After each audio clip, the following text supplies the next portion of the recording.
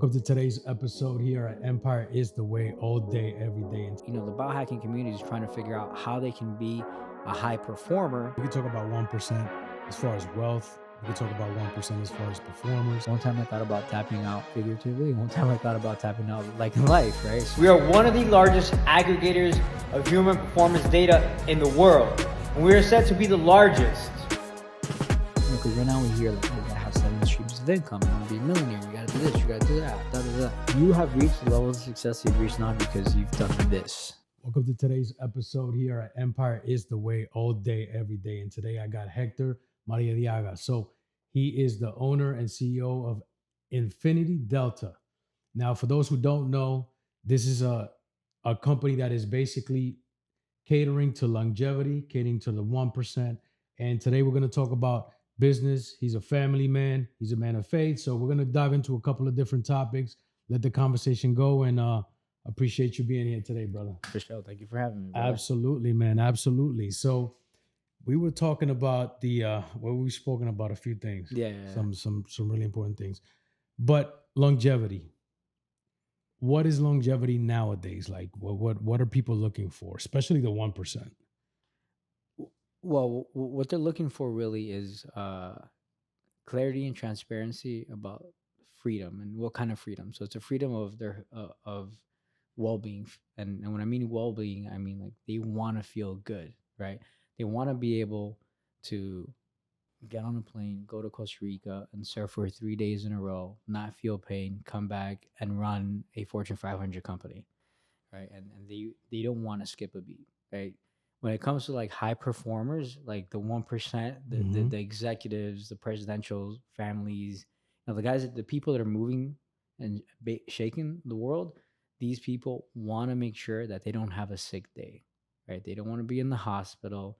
They don't want to feel pain, right? So that's really what they're in the pursuit of. And longevity's been around for a long time. I think now it's just become a sexy thing. And I my belief, and when I talk to my colleagues, COVID was a catalyst to bring longevity to the masses, right? Because a lot of the stuff that people are talking about now, let's say like the VO2 max testing, all the blood work, the biohacking, all these things, the 1% have been doing this for decades. Right. Now, for the people who don't know, biohacking. Can you just explain that just so that we could, be on the same conversation? Because obviously not a lot of people are going to know biohacking. Like, what is that, right? Yeah. So biohacking, I don't like the word because, for me, it's like you really can't hack biology. But Right. what biohacking in essence really is, gathering a ton of data and trying to figure out ways how to optimize your health, whether that's with supplementation, whether that's with exercise, training, all these different things, ice bath, you name it, right?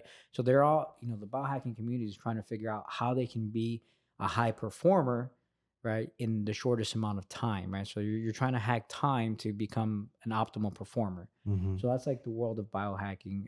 And I think now we've been leaving that world of like, how can I get from point A to point B really fast utilizing a drug or something, to now it's like, I want to feel good, energized, and perform to the highest level possible forever, right? And that's where like longevity is like evolved to now, right? Yeah. So because what we've tend to see in the industry now, right? Everybody that was quote unquote not everybody, but a lot of the people that were biohacking before, right? They were just taking a whole bunch of supplementation and try to be like the best version of themselves, but that's not sustainable long term. What's sustainable long term is you being in optimal health and homeostasis. So where your body's not under threat, where your body's good, where your hormones are evenly balanced. Balance for a prolonged period of time is what longevity is, right? How can you be well balanced in your health, in your body, in your physiology, right? For a long period of time to have a high quality of life for a long time, but at the same time, perform to the best of your ability. Right. Right. So The 1%, we could talk about 1% as far as wealth. You could talk about 1% as far as performers. yeah. 1% as far as entertainers. Yeah. Who's the 1% to you? Who's your 1% client? Client? Yeah. I said you just described All of them? all of them. So like, for example, give you example, like let's say NFL athletes, right? Right. It's like, the guys with the big contracts, the guys that are breaking records, those are our clients, right? When it comes to the high performers, like I say, executives, these guys are building unicorns. They've either done unicorn exits, $1 billion exits, they're on their third, fourth companies. They're big in the tech space. They have a track record on that. And then when it comes to financial, right? Like if you're either of those two, right? If you're one of the top athletes in your sport, or if you're one of the top executives in the world in whatever industry it is, right? Then you're definitely going to be worth, you know, 8 figures plus, right? Right. So that's typically like most of our client. But now what we've seen a pretty big shift now, because I would say that health has become a little more democratized, and people are taking more control of their health. Like Mm-hmm. we're seeing that the financial demographic go from being like an 8 figure client to maybe you're making 6 figures now. But now like you want to be part of that. You want to be what that high performer is doing. You want to do what, let's say, Elon Musk is doing. You want to do, let's say, what like Alvin Kamara is doing. You want to be like that. I'm gonna say, COVID. I think COVID was like the catalyst, right? Because people were like, wait a minute, like, you know, there's this flu. I don't trust what the people are saying on TV, whether it's a government, whatever other agency. I want to take care of myself. People started doing a lot of research on their own. So now, like, I would say, like, the longevity data, like all these things that we provide, right, went from being only being seeked out by the one percenters to now it's like everybody's trying to get there, right? And not everybody can afford the full spectrum of what we offer, but some people can afford the data collection part of it, and then we teach them what to do with that data. And the people that can't afford it, then we're managing everything from A to Z for them, right? So like I said, if you're one of the top NFL guys, you know you you've done a unicorn exit, or you're worth 8+ figures. Those are typical clients. But now, like, that's starting to change a little bit. Now, we've gotten this summer we got a couple college kids. They Right. definitely broke their piggy banks to be with us, but for them that was very important. So I'm starting to see like a little shift. So, so there's people who can't access the I guess they can't access the services as the top 1% would. Is there anything you're actively working on to make sure that that gets to the, let's say, just regular Joe, or at least the people who are like serious about their health? Like, is because you said the democratizing. Like, is there an easier way to get this information out to people? Or Yeah, 100%. I think one of the top things that we've done is we've created like value stack to like the diagnostics, right? Because typically when you go to a physician or you go anywhere and you get blood work, for example, they tell you, hey, look, here's your blood work, everything is good, here you go. But they're not giving you action steps, right? So the way we're doing it is we're actually spending a lot of time with that individual, despite the fact that we're not managing them. So let's say you come in to get some form, let's say a VO2 max, give you an example, right? We're going to sit down with you for about an hour and a half, and we're going to explain everything. We're going to give you protocols. We're going to tell you what to do. VO2 vax Max VO2 max is max. Uh-huh. when you're running on the treadmill with the mask on. Got it. So give you an example for a test. Or let's say if you do blood work, right? You're going to sit down with your medical team, and they're going to review everything and give you action steps to improve that.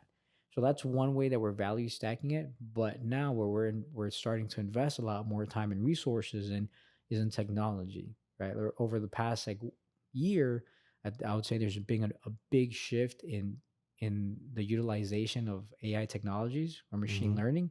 So now we're leaning on that. Not only are we one of the largest aggregators of human data in the country, we actually have one of the highest testing volumes in the country out of any private clinical facility, right? So with that, now we have a lot of data to be able to power these AI agents or this machine learning that's going to be able to democratize a lot of the stuff that we already do. So like the same protocols that, let's say, one of our NFL guys is getting, somebody's going to be able to get for a fraction of the cost. Now it's going to be a little more automated and and it's going to be a little more automated and less hand holding from a human, but you're still going to get pretty much one-on-one protocol, right? And that's definitely going to cut the cost of what we offer. I would say possibly by like 70%. And that's where we're leaning for it. And it's still going to be somewhat of an expensive product. You still have to the need to invest is still going to be there. It's not going to be a 99 cent subscription, Mhm. right? It's still going to be, for the year, it's going to be like a 5-figure product for the year. but it's going to be a lot less than a six-figure product, right? So there's still a demographic we're trying to hit, right? Because that demographic, that's where they're going to value that resource, right? And you know, if you're paying 99 cents for something, you're not going to care for it, right? Right. So I don't want to spend our resources, time, and energy to build a 99-cent product, right? Now, this needs to be an investment. I don't need to capture the entire country or the entire world, but if our goal is to capture 100,000 people, and if we can capture 100,000 people that are somewhat in leadership positions, then we just impacted a lot more people. And that's always been my mentality. That's why, like, I've always aimed to working with the 1%, right? So the 1%, they might have 3,000 employees. And if I make sure that they're healthy and they're investing in their health and they're doing all stuff, and I'm investing our resources into that person, it's a mutual investment, right? Mm-hmm. They're investing capital to working with us, and then we're investing our resources, time, and dedication to make sure that we produce the outcomes that we want. If we create a positive impact in them, you know, there's going to be a positive impact in their companies and the people that they lead. So let's say they're leading 3,000 people. Let's say they create some health and longevity initiatives in the organization because of the work that we're doing, and we get somewhat involved. We just impacted 3,000 people. Right. But then those 3,000 people have families, right? And they might change their household a little bit and make healthier households. And let's say they have 4 people in their households. So now what we really did was we impacted 12,000 people, right? So I always try to make sure that we're targeting people that are somewhat in leadership positions that are going to make decisions and impact the lives of others as well. So that's why we're not making a 99-cent product. It's still going to be an investment, but it's going to be more accessible to others. Yeah, and by affecting the movers, you move the world. You know what I mean? Yeah. I would, by some default way, and not only that, just not just the 3,000 employees, but also their network and the people who, hey, I need to level up, and there's the people that play golf with, or the people that they do sports with, hobbies with, or other top 1%ers that you haven't really dealt with, that they're kind of giving that information to them and helping them too. Oh, yeah, Right? give an example. We were just talking about paddle earlier, right? Mm-hmm. So like, this year I would say this has been the year of paddle for Infinity. We always go through Yeah. these phases, right? For a couple of years, we did endurance athletes. For a couple of years, it was like strictly NFL for a couple of years. So like, I call it the year of the paddle player. And like, we get one paddle player, we improve them. They're happy, they're healthy now. They're creating healthy habits because before they got hurt or whatever the case is, and then they bring in a friend that plays paddle with them. Now we completely change the household of that paddle player, and then let's say the wife now brings in somebody else, and then now we're changing, impacting another household, and things like that. So 100%. So it's like, if you're moving the head of the household and you're impacting the head of the household, you, in essence, you created a new household, and that's what we've been doing, and we've been doing that in the paddle community lately, right? And that's why for me it's important to target a certain demographic, right? Because if I go down and I target, like, not that there's nothing wrong, but like in this space of like wellness, sports, performance, all that stuff, like there's a lot of stuff happening with the kids, right? You go and you target a kid, the kid might pay $200 a month, he's probably not good enough to even get a D1 scholarship or anything like that, but he's going there and having fun, whatever. Like, the parent is just paying for that, for an activity for the kid to do something, right? There's not this like massive impact, Right. but if the dad is borderline depressed, right, hormones are all jacked up, is overweight, it can't focus at work, is losing all money, doing all these things. If I can impact his life, and now he's more focused, he makes more money in the business, he's a better father, he's a better husband, he's a better owner, I completely change that entire household. So that's why for me, like, getting to the movers and shakers and the leaders is so important. Yeah, no, I totally agree. So when you go to a doctor right now, you go get a blood test. Maybe sometimes they don't give you the actionable, steps on how to take care of yourself afterwards. But this is more of a proactive thing. This is like going to a sports science like yourself, and really, it's not just like, oh, I want to take care of my health. It's more like I want to optimize my health. Correct? 100%. And when nowadays when you talk to a doctor, sometimes they kind of tell you, oh, well, you look good for the average person, you're average, right? But it seems to me like average is not what average used to be. So it's probably worse off now than I guess, what it was, right? So when you optimize the 1%, you optimize athletes. I mean, these are people who already are almost at the average person looks at them and they're like, oh, you can't optimize this person no more, but you actually optimize them more. Yeah. What types, like for example, an athlete, right? A football player. I'm talking about professional football player. They come to you and they're like, I want to optimize. What type of steps do you optimize in an athlete like that that's already at the top? Well, the most important part with athlete or non-athlete is collecting as much data as possible. So currently, right now, we collect up to 1 million data points per person. So the first step is collecting as much data as possible. Everything from like metabolic data, so like how your metabolism is functioning, how what energy sources your body's utilizing at rest, to like your VO2 max, how efficient is your heart working, how efficient are your lungs working, at what intensity levels or what heart rates is your body shifting energy sources, right? What is your body composition looking like? What is your bone health, your bone density? How is that muscle distributed in the body? Is it evenly distributed in the body? What's happening with your nervous system?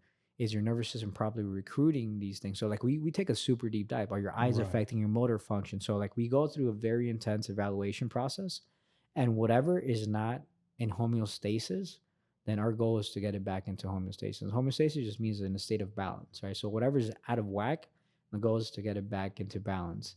And that's really what we do with optimization. Like optimization is not necessarily like I'm gonna add things to make you better. Optimization is I'm gonna get you back to balance. Like God made us perfect. Mm-hmm. We don't have to add anything to what God made, right? We are the most complex technology that's out there, right? So for me God made us perfect. This is why I have like this big thing about biohacking, right? God made us perfect. God made us in his image, right? And if you look at physiology, like if we're functioning right, like there's still things that like, you look at how physiology works or your biochemistry or these biochemical reactions happen in your body, how your brain functions and perceives data, like it's amazing, right? Like computers right now, like if you look at your iPhone and how that computer works, it's pretty much mimicking your nervous system, right? We already have this technology in us. So for us is there's a lot of bullshit that's out there that's not getting us to be in balance.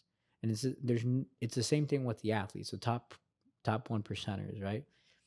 There are a lot of things that they're probably eating that's not right for them. There are a lot of habits that they have that's getting them out of whack. There's a lot of physical damage they've probably experienced. So it's really and what makes them the 1%ers is that despite all this stuff, right, they're able to outperform everybody else because their genetic ability, the way the nervous system functions and fires, their physiology probably recovers faster than yours or mine.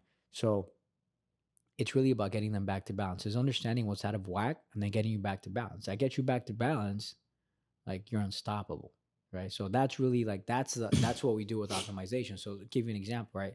Let's say we do blood work, we do a food allergen and sensitivity test, and we find out that you have an immunoresponse to pineapple, but you eat pineapple every day. Doesn't matter how much supplementation I do to get rid of inflammation. If you eat pineapple every day, you're gonna have inflammation. Doesn't matter.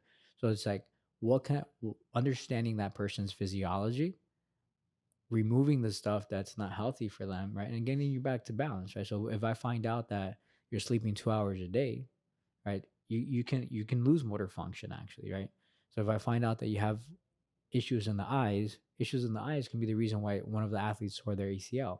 So it's like if I can find out what's not working properly in the body and correct that, then we've optimized you. So that's really like, I know that's probably a very vague response to your question, but it's really about getting the body back to balance. That's the key. Too many people out there are like, let's add this supplement, let's add this, let's do this training protocol, let's run this many sprints, let's do these injections, let's do this IV, let's do this, laser bed, light therapy, let's do this dunk tank thing, let's do the ice bath. So many people are trying to add shit, right?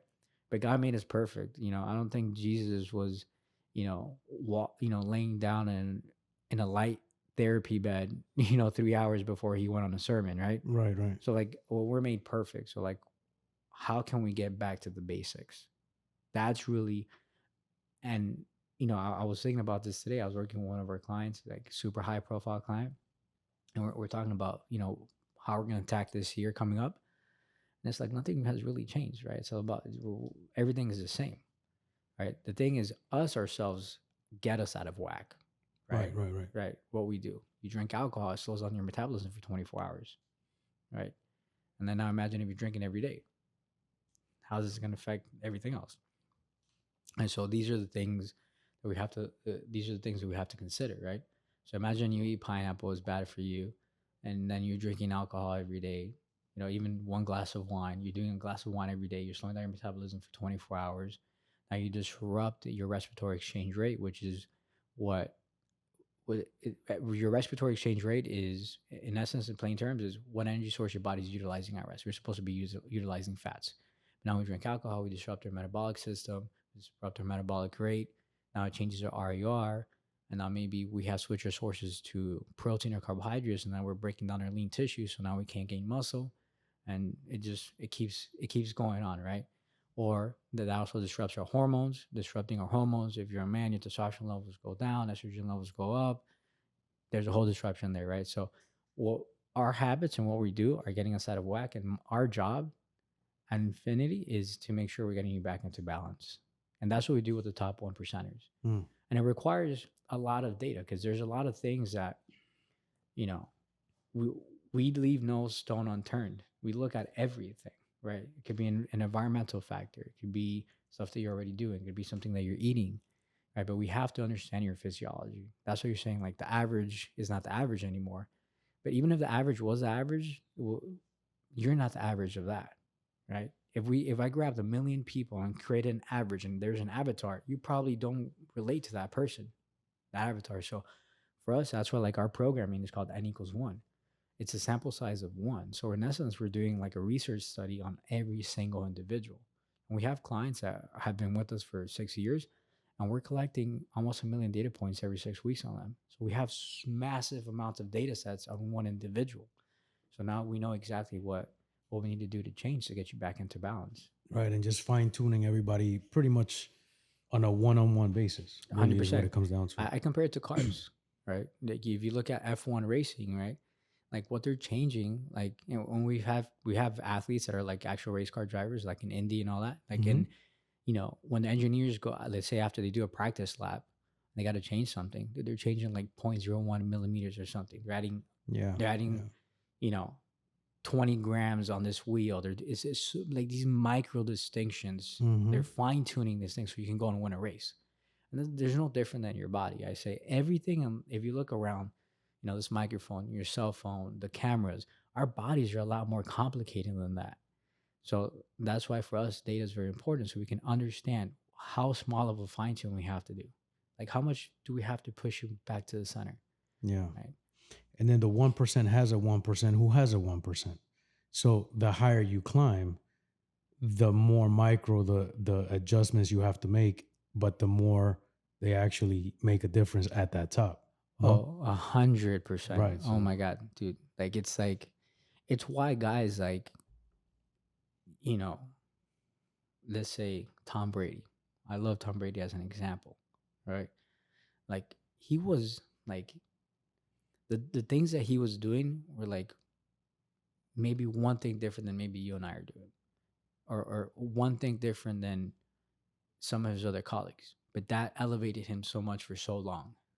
You know what I'm saying? So it's like like you said, like the 1% at the 1% is worth a lot more, right? And that's what people don't understand, right? And that's what makes it, right? So like for example, if you have 10 athletes that are equally as talented, right? The one guy that's doing that one little extra thing is going to be better than the 9. Right. It just is what it is, right? Because at that level, like if you look at racing, right? We just saw Noah Lyles just won the 100 meters. He won it by 5 1,000ths of a second. That's faster than a blink of an eye. Like you can barely even measure that. But whatever he did was that we can't even see was what won him the race. Right. So like that's how significant some of these micro things that that we do are. Yeah, almost like if the frame was like a few grams less than the next frame, and the tire was slightly less wide, or maybe a less thread, but it got him the race. Whatever the case was, right? That point, that little micro adjustment is what gets him to that point. Yeah, Yeah, 100%. it's. I mean, it's that's what it is. What type of athletes have you? I mean, if you could disclose, like, what type of names, what type of people have you worked with? High profile clients. Yeah, so um, like say one of my favorite athletes that I've ever worked with, it was actually Alvin Kamara Mm-hmm. and Javon Holland. These guys are freak athletes. So Javon Holland safety for the NFL, for the Dolphins, and Alvin Kamara, future Hall of Famer with the New Orleans Saints. Like these guys were so focused on the micro distinction, right, of what they were doing. Like they were what set them apart is they didn't care about what everybody else is doing, right? They cared about what am I doing, and how can I get back into how can I get back to square one, zero, right? And the level of dedication they had was second to none. And I've worked with like amazing athletes, right? But I'll say Alvin Kamara and Javon Holland. Well, number one, they were super dedicated at like that microscopic difference between what they did yesterday and today, that 1%, and just their God-given ability to do what they do. It's like you put those two things together, you get like a Michael Jordan, you get an Alvin Kamara. Alvin Kamara is, broke tons of records last season with the New Orleans Saints. He's super young, right? So I definitely think Javon Holland's on the climb up as well, as like prolific athlete in the NFL, and everything they do is effortless. Are they obsessed, dedicated, extreme, or a mix of everything? I would say obsessed is how the lazy describe the dedicated, right? Mm-hmm. Um, but I would say they are, it's beyond dedication, right? It's they are on a, how do I say this? Guys like that are, they're not God given path, and they've realized that. So and they're just taking advantage of every second. They're not wasteful. That's what these guys are, right? They're beyond dedicated. They're not wasteful. When I mean they're not wasteful, they're not wasting 1 second of their lives doing bullshit, right?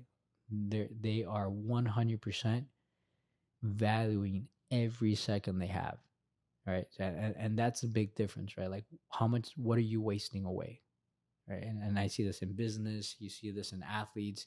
When you look at it, the real big difference is not what one or the other is doing. It's how much time they're not wasting. How many resources are not wasting. The less wasteful person is by far going to be the most successful person. The less money you spend in business, right? The more money, the bigger your war chest, right? So the same thing. The less time you waste, the more efficient you're going to be. Yeah. And I think that's what they are. They're, like Alvin Kamara is probably one of the least wasteful people I know, right? Not wasting time, not wasting resources, not wasting energy, emotional, mental, none of that stuff, right? He's on his path and nothing's going to move him from that. And Javon Holland is just like that as well. And like I said, you couple that with, that God-given talent that they have. And, these guys are, I mean, let's just talk about Alvin, right? Alvin, he's 28, 29 years old, and he's broken all the records for New Orleans Saints. So I think that's what sets us apart. I think in your journey too, you would say that the most successful you've been is when you've been less wasteful. Yeah. So it's funny because when people talk about CEO, entrepreneur, at the end of the day, when you're really doing this for a while, you realize that your main job is you try to be the best resource manager possible. And resources is not just money, not just time. It's people. It's putting the right people at the right place, not wasting, not making the most out of profit, reinvesting it back into the business because the next goal is going to be bigger. So everything's a resource. Yeah. And your time is the biggest resource because where you allocate it, it's like what you said, the head of the household dictates the house.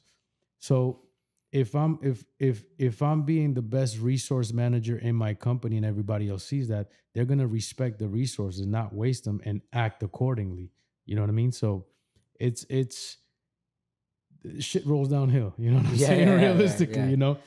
what makes these type of like monsters come to you? What do you think it is that they get from working with you specifically? It's one word: outcome. Right?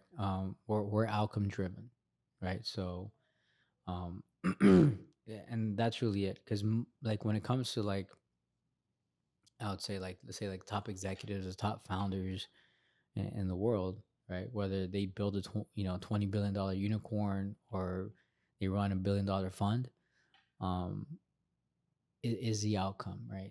There's nothing more important because a lot of these people can go anywhere, right? But a lot of people out there, are doing a lot of BS. So it's about the outcome. I don't promise, right? Like I have 10 years worth of outcome, raw data, outcome, outcome. Everybody that works with us is outcome. Like I have one of my clients, I really can't disclose who he is, you know, uber successful for a long time, right? $1 billion companies, $1 billion funds, you know, he's probably one of the biggest movers and shakers globally. And this is what he tells me all the time. The reason I'm here is because of the outcomes. There's nothing more important. He's like, who cares what you promise? Like, what are the results, right? And the Yeah. results, I'm not talking about how you look, how you feel. Is there changes in the data? Are you going back into homeostasis? Are you performing better? Like all these other things, right? So it's like the outcomes. And even he said it. He's like, at this point, he's been with us for a couple of years now. He's like, I don't care to do any more tests because I know how I feel. The outcome is more important. So like if you say you're a good tattoo artist, but say when I went and I did my hands with you, right? I tattooed my hands and it came out shitty. Like I'm never gonna come back, Right, of right? course. You But know, they came out good. they came out good. They came out good. They came out good. So it's Yeah. the outcome. Like there's Yeah. nothing more important than the outcome, and it doesn't matter how much of a good intention you have, because there's a lot of people that have good intention and they're honestly trying to do really good work, right? In anything, in any industry, but if the results don't match that, it doesn't matter, right? Like Yeah. everything Yeah. else is BS. Like it's in 48 laws of power. I think it's like law number 3 or something. There's nothing more important than the outcome. The person might want the best for you, right? But if the results is damaging, then that person doesn't belong in your circle. Yeah. Yeah. So like it's the same thing. So I want to say it's the outcome. So like for me it's a lot of the big heavy hitters. That's word of mouth. Like you can't market to these guys. These guys are they're running multi-billion-dollar companies with thousands of employees and huge mega problem. These guys' problems are like worth $1 billion. Mm-hmm. So like they're not looking at social media. They're not looking. But guess what? They might play paddle with the guy. And then they might see it's like, yo, you're playing better. Hey, your back doesn't hurt anymore. Wow, like, you're happier. Oh, I see that you're making more money than you were before. What are you doing? Oh, I'm going to infinity. Yeah. Right. And that's how we get it. So for us is the outcome. But if now imagine vice versa, it's like, hey, hey, you're still fat. Hey, you're still in pain. Hey, you're still kind of depressed. Where was it that you were going? I was going to infinity. Okay, good. I'm not going to go Yeah. there. I'm not gonna go there. Right. So it's the outcome. And for me, I live by that rule, like in every aspect of my life, right? Friends, relationships, business, whatever it is, outcome driven. Right. Yeah. And so I live my life outcome driven. Right. I judge you by the outcomes and I expect to be judged by the outcomes. And I expect our company to be judged by the outcomes that we get. Right. No, like if I don't want you to judge me based off how expensive we are. I don't want you to judge me based off the clients that we have. I don't want you to judge me based off the technology that we have or the data that we collect. All that's like the bells and whistles don't matter. Judge me by the outcomes. Judge my company by the outcomes. Judge my company by the data, right? Which happen to be the largest aggregator in the country of it. Judge me by that, right? And then you make your decision based off that. Right, so that's why that's how I say we've gotten like these big heavy hitters over the past decade. Now, I didn't get it. I didn't get these type of clients in our company day one. Day one was July of 2013. July of 2013, we didn't have, you know, these guys that are running $1 billion funds or athletes like Alvin Kamara. We didn't have that day one, right? You have to build it. Like, and I think that's what happens um, with a lot of people, right? They start a business and they're like, oh, I want to get this celebrity client. I want to get Mm-hmm. this. I want to get that. But like, you just have to do good work. Like, forget about the clients, right? Forget about who you want to get as a client. I've never once DM'd one of these people. I've never once been like, I want to get that. We focus on the work that we do. The outcomes speak for themselves, and then we get the client. Chase remarkable. What does that mean? For me, chase remarkable means that we're not trying to be good. We're not trying to be great. We're trying to be remarkable, right? Remarkable means something unforgettable. It's unforgettable. It's unique, right? It's impactful, right? That's the definition of remarkable, and that's what we're chasing, right? And I've had a little trouble actually with the word chase now, because like I I don't I don't want to chase things, right? But the thing is like for me, it's like we're in the pursuit of that. Like we're in a constant pursuit of that. Like the word chase, what the word originally meant to me is that we're never gonna stay comfortable, right? Like we've doesn't matter the accolades that we get as an organization. It doesn't matter the great clients and the referrals and you know the what would our clients say about us, right? About the outcomes that we deliver. Like I never want to settle, with that. Like that's like you got a Super Bowl trophy. And you're like, oh look, I'm a Super Bowl winner, Right. but then what? So for me, it's like the staying uncomfortable, right? That's what chase means, like staying uncomfortable in the pursuit of being remarkable. Because one of my mentors once told me, is like, I remember I was like, how old was I? I was like 25, and I had already been like 2 years in with Infinity, and like we're doing all this great work, and I'm like, oh yeah, we're really good at what we do. And I'm sitting in his office, and he's like, shut the fuck up. I'm like, what? He's like, stop saying you're good. You ain't good. You suck. He's like, you suck. He's like, you're 3 years removed from graduating. You suck. And in my head, I'm like, bro, like I'm here to learn from my mentor. I'm here to learn from him. He's like taking a shit on me. Right. Right. And then he's like I got upset, and he saw it. He's like, look, you're not good until somebody says you're great. And you got to earn that every day. And I remember 2 years later, somebody was like, dude, you guys are a great company. The service you provide, everything that you do. I was 27 when I heard that. First person I did. Yo, we're good. Somebody said we're great. Yeah. So, and at that point, like I remember I sat down at Vice City Bean, and I was like, this is, by the way, best coffee shop in Miami. So Vice City Bean. Vice City Bean. So I sit down in Vice City Bean, and I'm going over into like what the next phase of our company is going to be like. And I say like, what do I want to resonate within this company? So when I bring on an employee, when I bring on a client, what do I want to resonate? And chase remarkable. That's what we're doing. We're in the pursuit of chasing remarkable, right? Like, not perfect. Like nobody's perfect unless you're God. But it's in that uncomfortableness of not settling for great. Because I was like, okay, somebody said I was great, right? Yeah. But what's next, right? And I think that's what has allowed us to evolve as an organization. Because 13 years ago, 11 years ago, we're doing one thing. Now we're like, we're stratospheres different from where we were in 2013, right? And I know 10 years from now, we're going to probably be unrecognizable. So, Yeah. And it's that like, I'm not comfortable. We're not staying comfortable. Like, how can I be remarkable? How can I be unforgettable, right? Like, that's how you leave a legacy, right? You need to be unforgettable. And they say that, like, whatever you do, you're going to forget in 200 years, right? People are going to forget you in 200 years.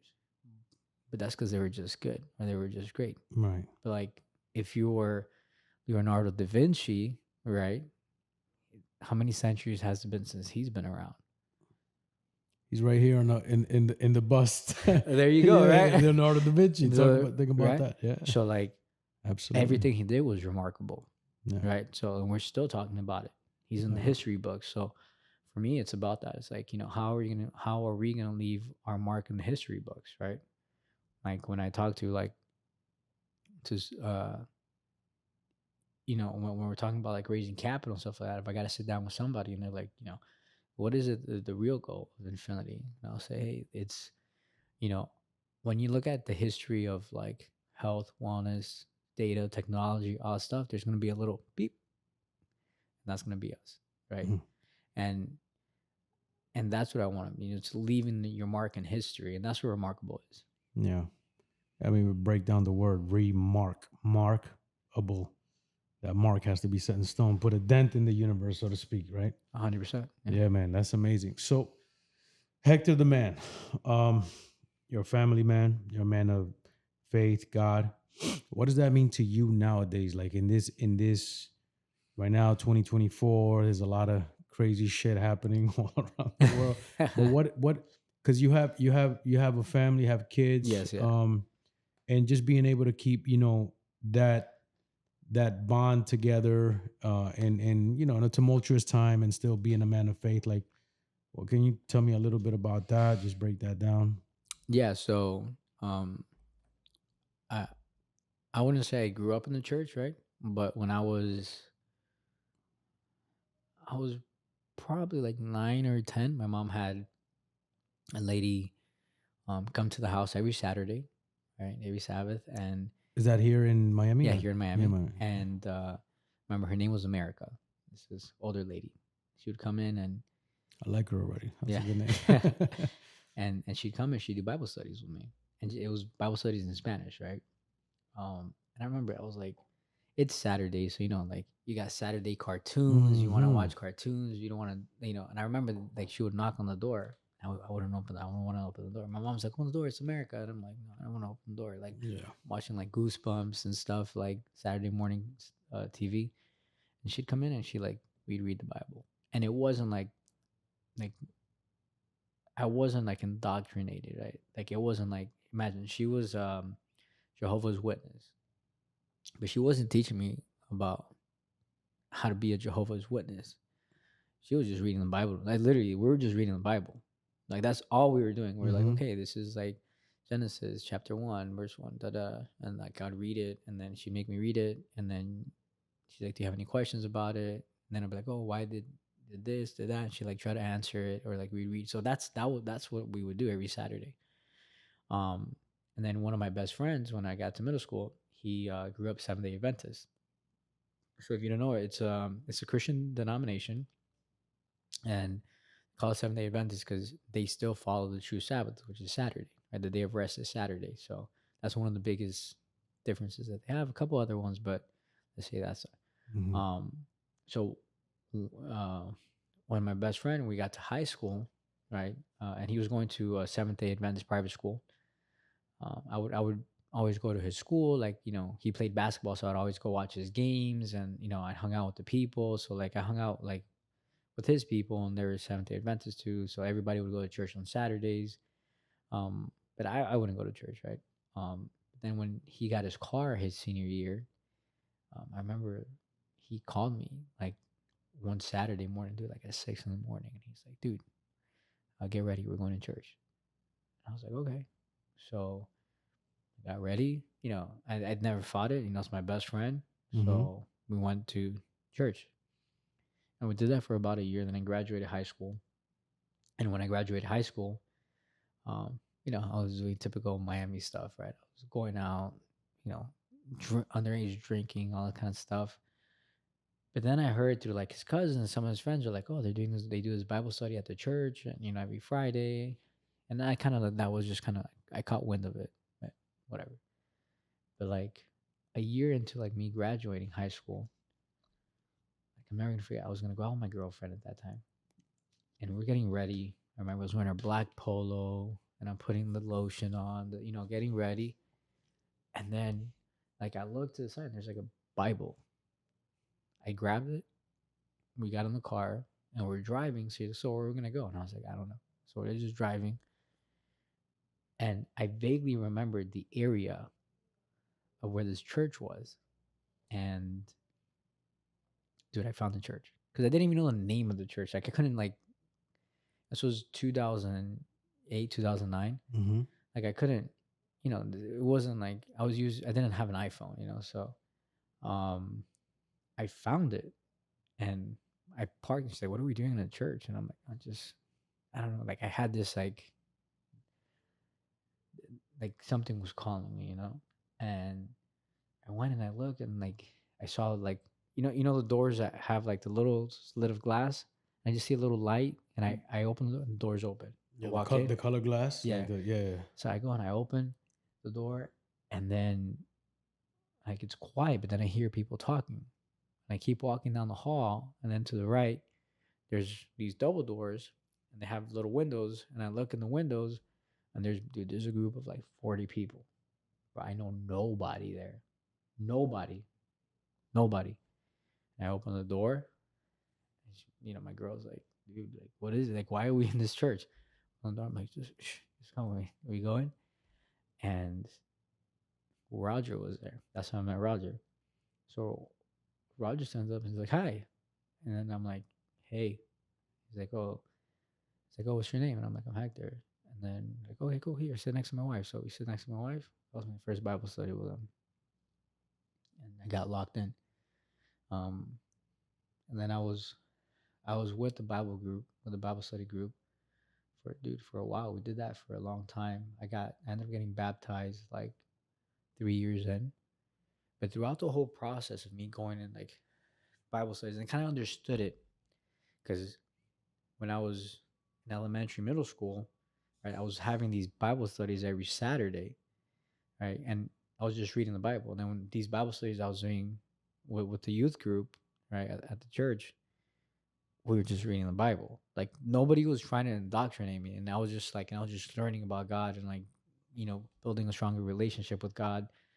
And during that time, that was a really rough period of time. That was like, the economy had like, we were like in the middle towards the end of like the crash of the 2008 crash, Mm-hmm. right? Mm-hmm. Um, my dad had a pretty successful company that got shattered, So we were going through some really rough times, and I really leaned on God. Like I really like, dude, I remember like in the corner of my garage, like my home, like down on my knees, crying, praying for things, and it was like, boom, happened, boom, like these prayers, like it was like this is like what God's done for me, like and what He did for me in that period. Like nobody can, like you can't call it coincidence, dude. Like this was like, uh, you know, this was God given. This was like God looked out. He looked out for us, for my family, for myself. Like so, I witnessed God. I would say. Then I got baptized, and God has always been there. I've always been doing something. We still did Bible study, stuff like that.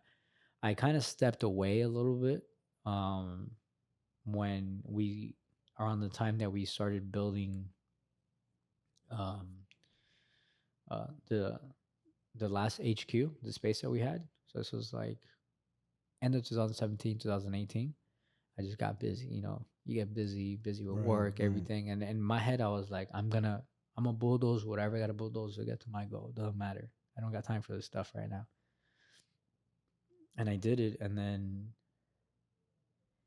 I ended up going through like a rough like between 2019 and 20 end of 2020, dude. It was like, or from end of 2000, let me see, beginning of 2019 to the start of 2021 was probably like mentally and emotionally one of the toughest times I've ever had, right? um Through COVID.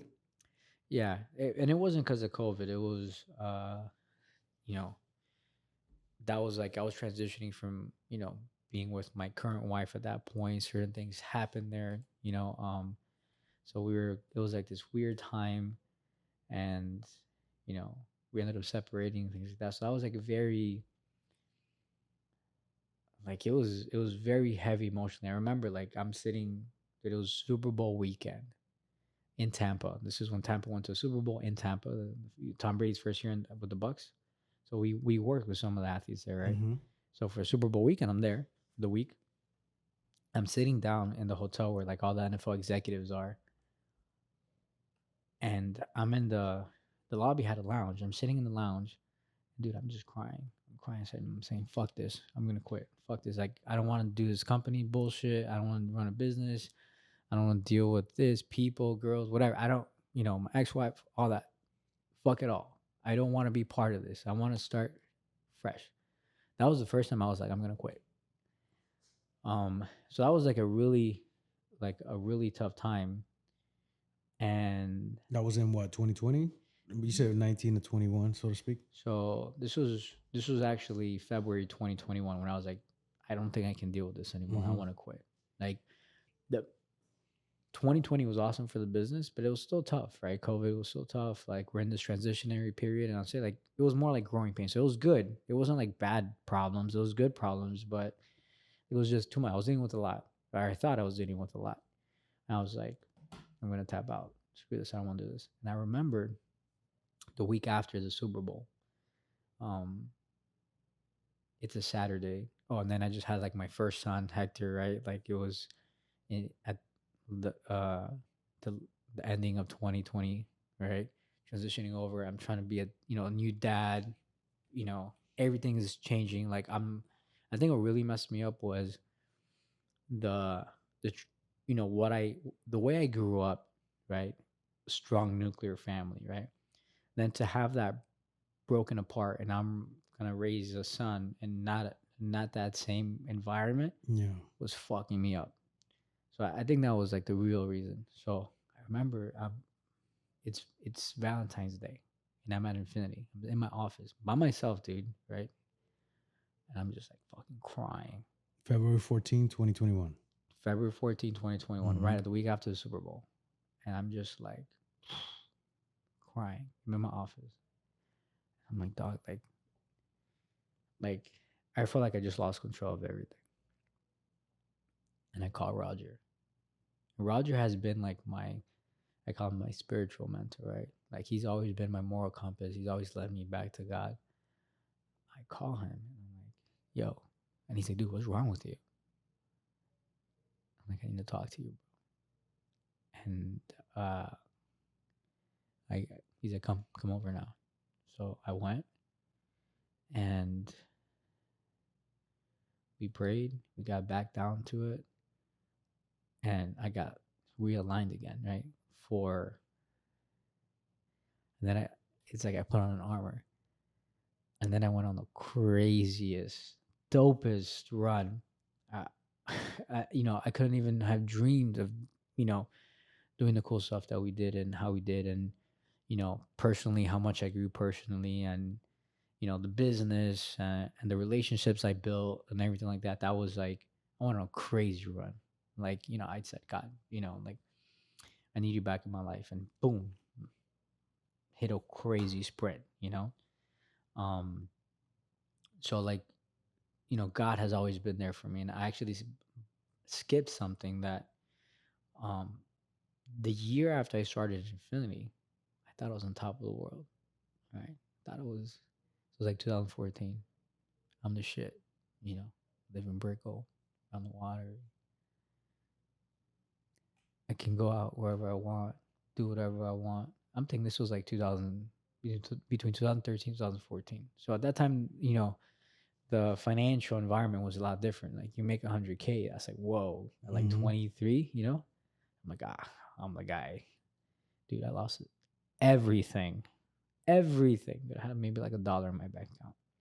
Lost my cars, the whole thing, And but I stuck it out. And I was like, and that was an interesting time because I don't feel like I stepped away from God, right? I was still with God, but then why am I going through this?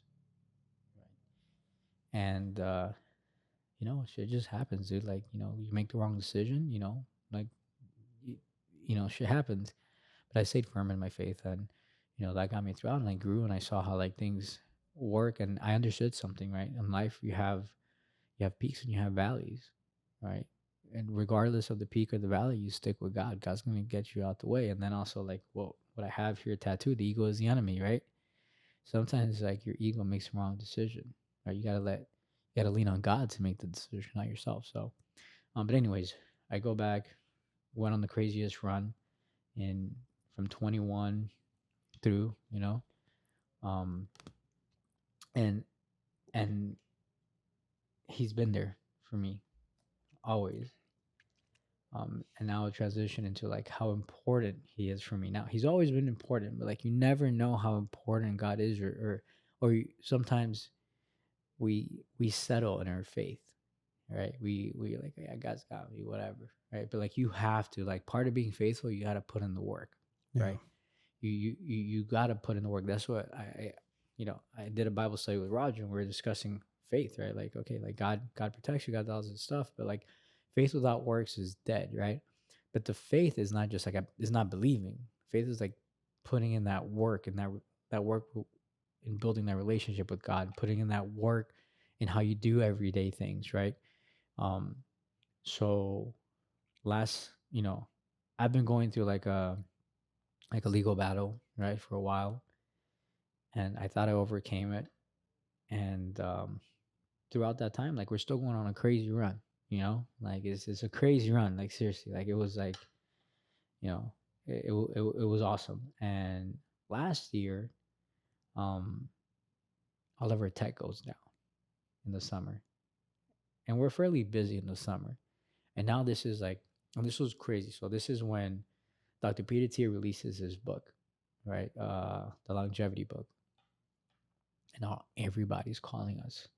Everybody. We're getting like 5 to 10 calls a day. Oh, I read Peter Thiel's book. We need to like get a DEXA scan. I need to do VO2 max. I need to do blood work. I need to do this. But guess what? We can't service none of these people. We had a wait list of like 300 to 400 people because all of our tech went down. The engineers from the companies would come in and they couldn't figure out what was going on with the stuff. Dude, it was like for 4 months, we made $0 in revenue. Wow, that's tough. Dude. and I say this is what the toughest part is. A lot of people like don't understand this. Like the reason, you can move the way you move or I move the way I move is because of the sacrifices we make, right? And not once did I send somebody home. Not one of my staff members that I sent home. Now, right? It sounds crazy because, like if we're running like a Subway shop, right? And sales are done, you're gonna be like, oh, we're gonna cut somebody's hours. But this is different. And I'll tell you why this is different for me. The way I'm a healer. If you ask me, if Hector, describe yourself, I'm a healer. And I'm a healer because I have a God-given talent. God gave me a talent. Trust me. Like the stuff that we do at Infinity, like if I put my hands on you, like it's, it's amazing. Like it's beyond remarkable. It's God-given.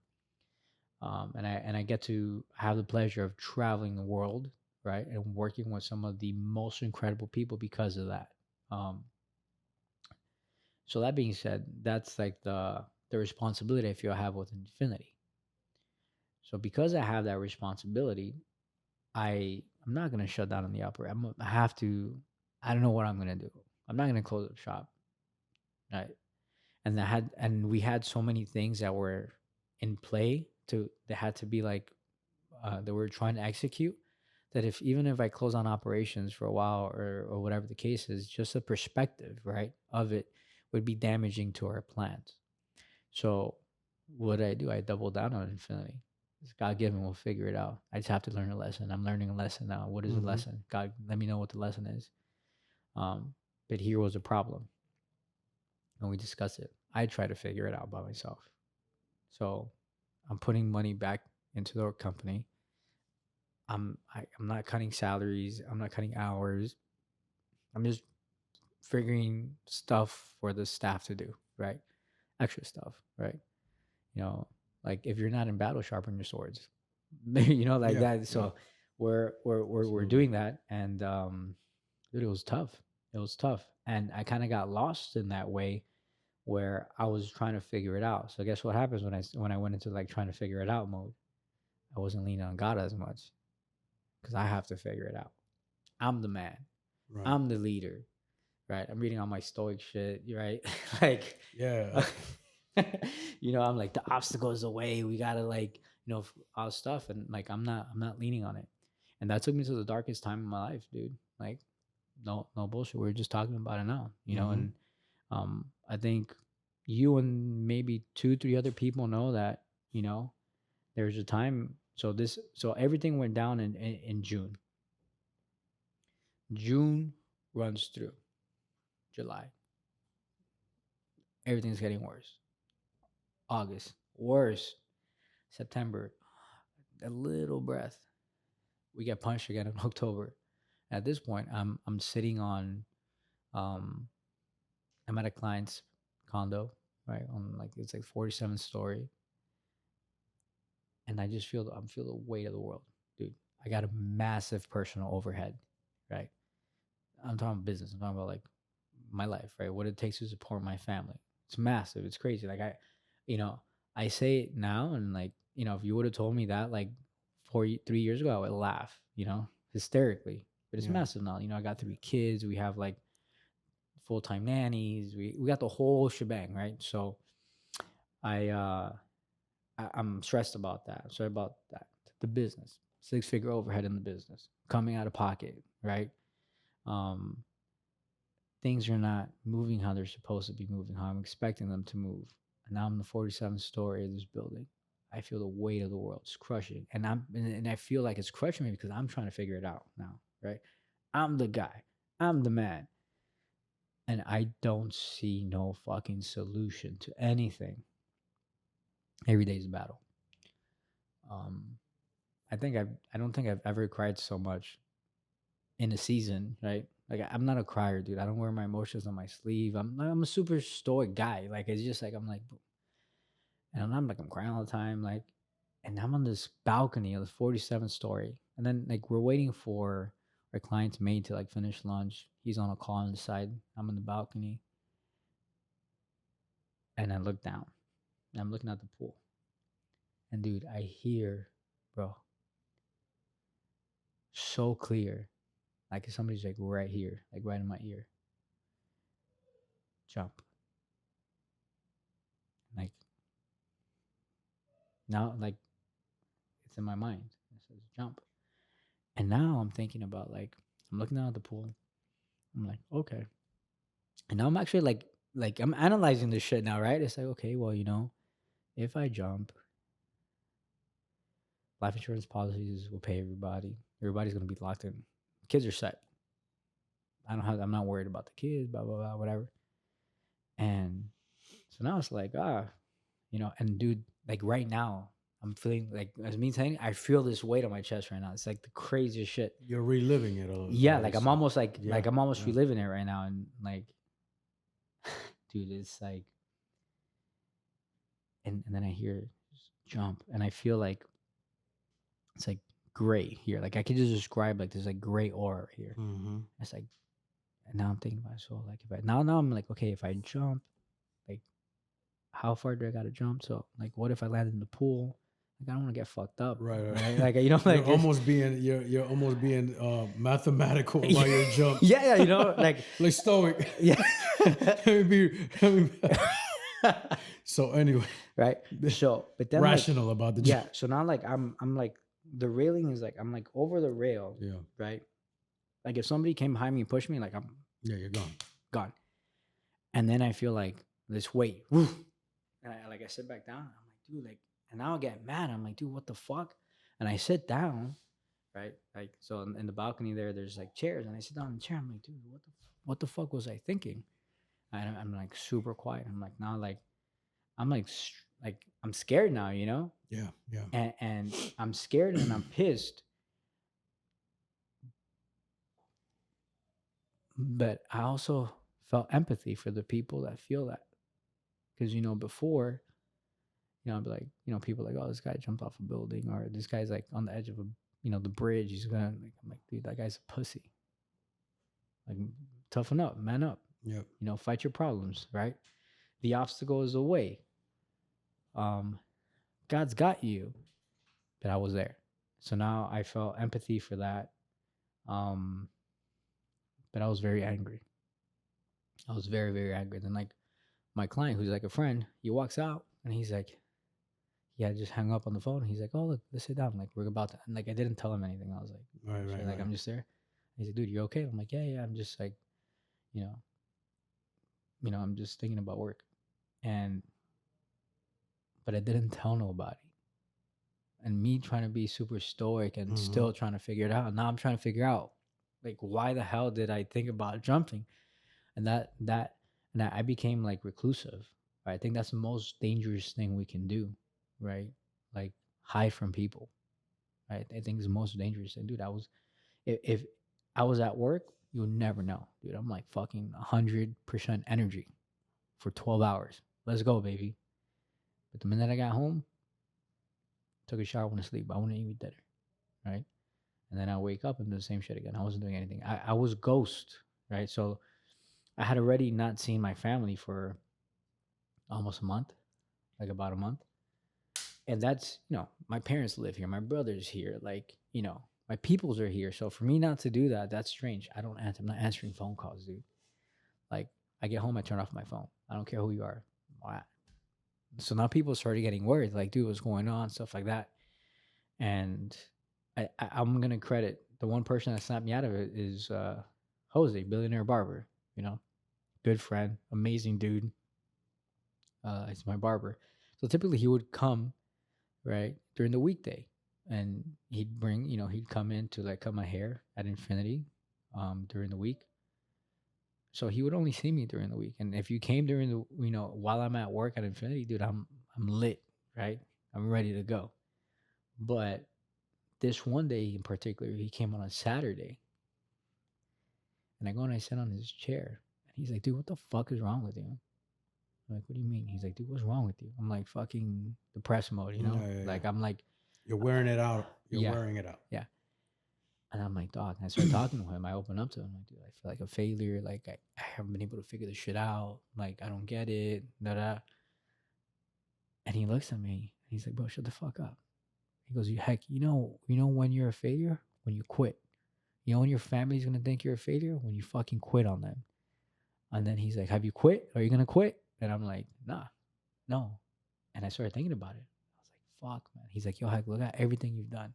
Like, I was like, fuck it, you're going through a bad time. Just don't quit. But if you quit, you're a failure. If you quit, you're a pussy. Like, so he's making it. And that shit snapped. And he said that in front of my son, my oldest son, my 3-year-old. He's sitting in a little stool he has in the van. And I look at my son and I'm looking at, thinking about what he's saying. I'm like, bro, he's right. So I hit on my brother. I'm like, dude, my bad. I've been going through some shit. I can't even explain it. So my brother pulls up on me the following week and he's like, dude, you're not a failure. Look at everything you've done. Like, from where we come from to like where you're at right now.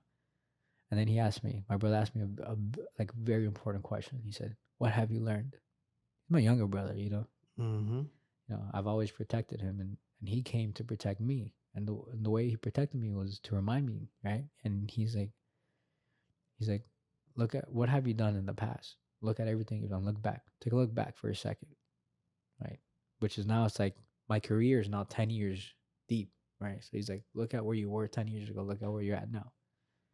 And then he asked me, what have you learned? So I learned this, I learned that. I need to do this, I need to do that. Da, da, da, da. And that really snapped me out. And then the third thing that snapped me out of it was a mentor of mine, great friend, Mo.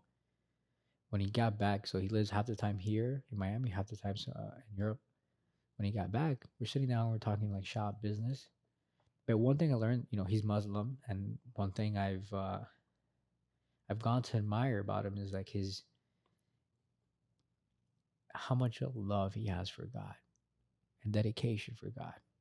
Like it's like one of the most beautiful things. 90% of when we have a conversation, we're talking about God. 10% is everything else, right? And how dedicated he is to his prayer and how disciplined he is about that. And he's disciplined because he's like, dude, God loves me this much. How can I not do this? Yeah. You know what I'm saying? That's like, imagine you say you love your kid, but you never see him. So it's the same thing. So now I'm like, all right, I got my blueprint. Like I need it.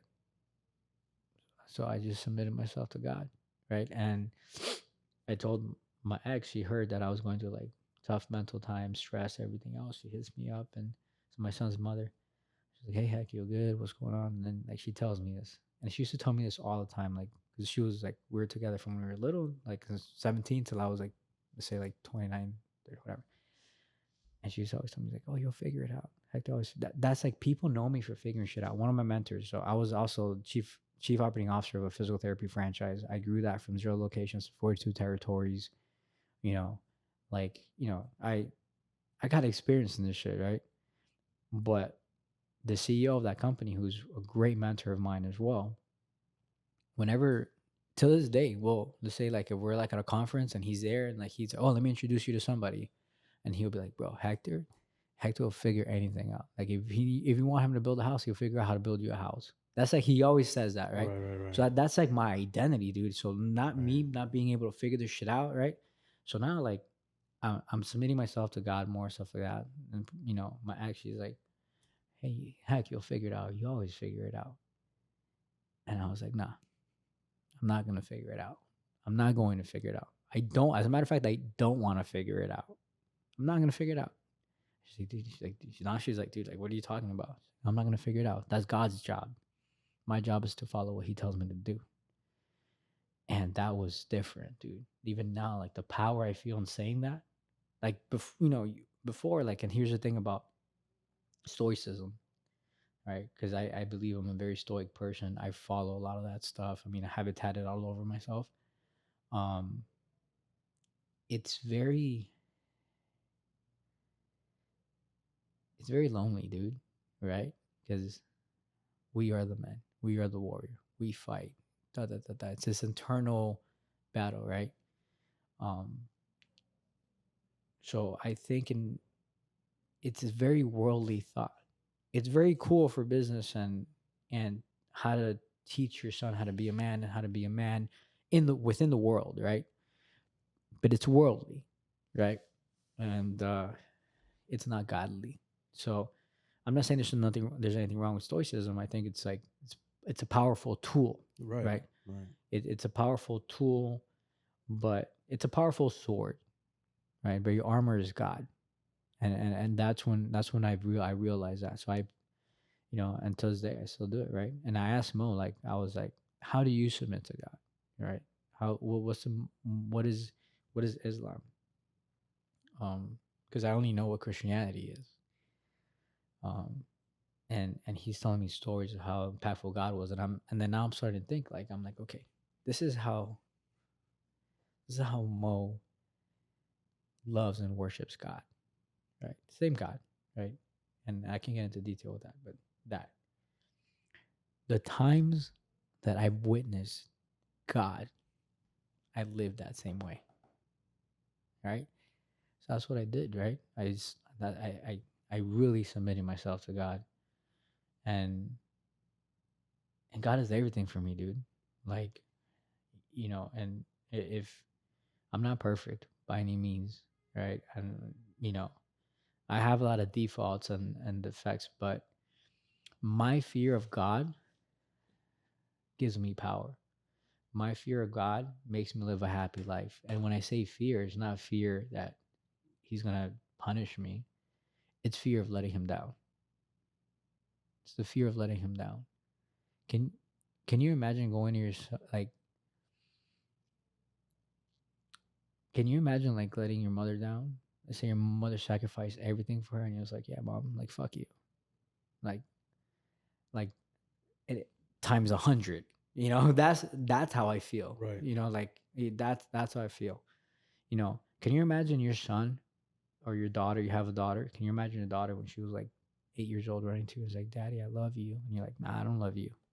Like, Yeah, you're like shooing her away and stuff like that. yeah, like so that's like that's how I operate, dude. Like my fear of God, and sometimes, like, even to this day, like sometimes I find myself like, oh, like the busyness of life, like you try to like, like today I was like, I need to rush out and like get to work and get some stuff done, and I was like, the kids were there, I was busy with the kids. I'm like, I gotta go. And I'm like, wait, I haven't done my like full prayer, because not like my prayer, I don't sit down, I'm like, thank you God, like I do like a full, like, Yeah. like I go in, right?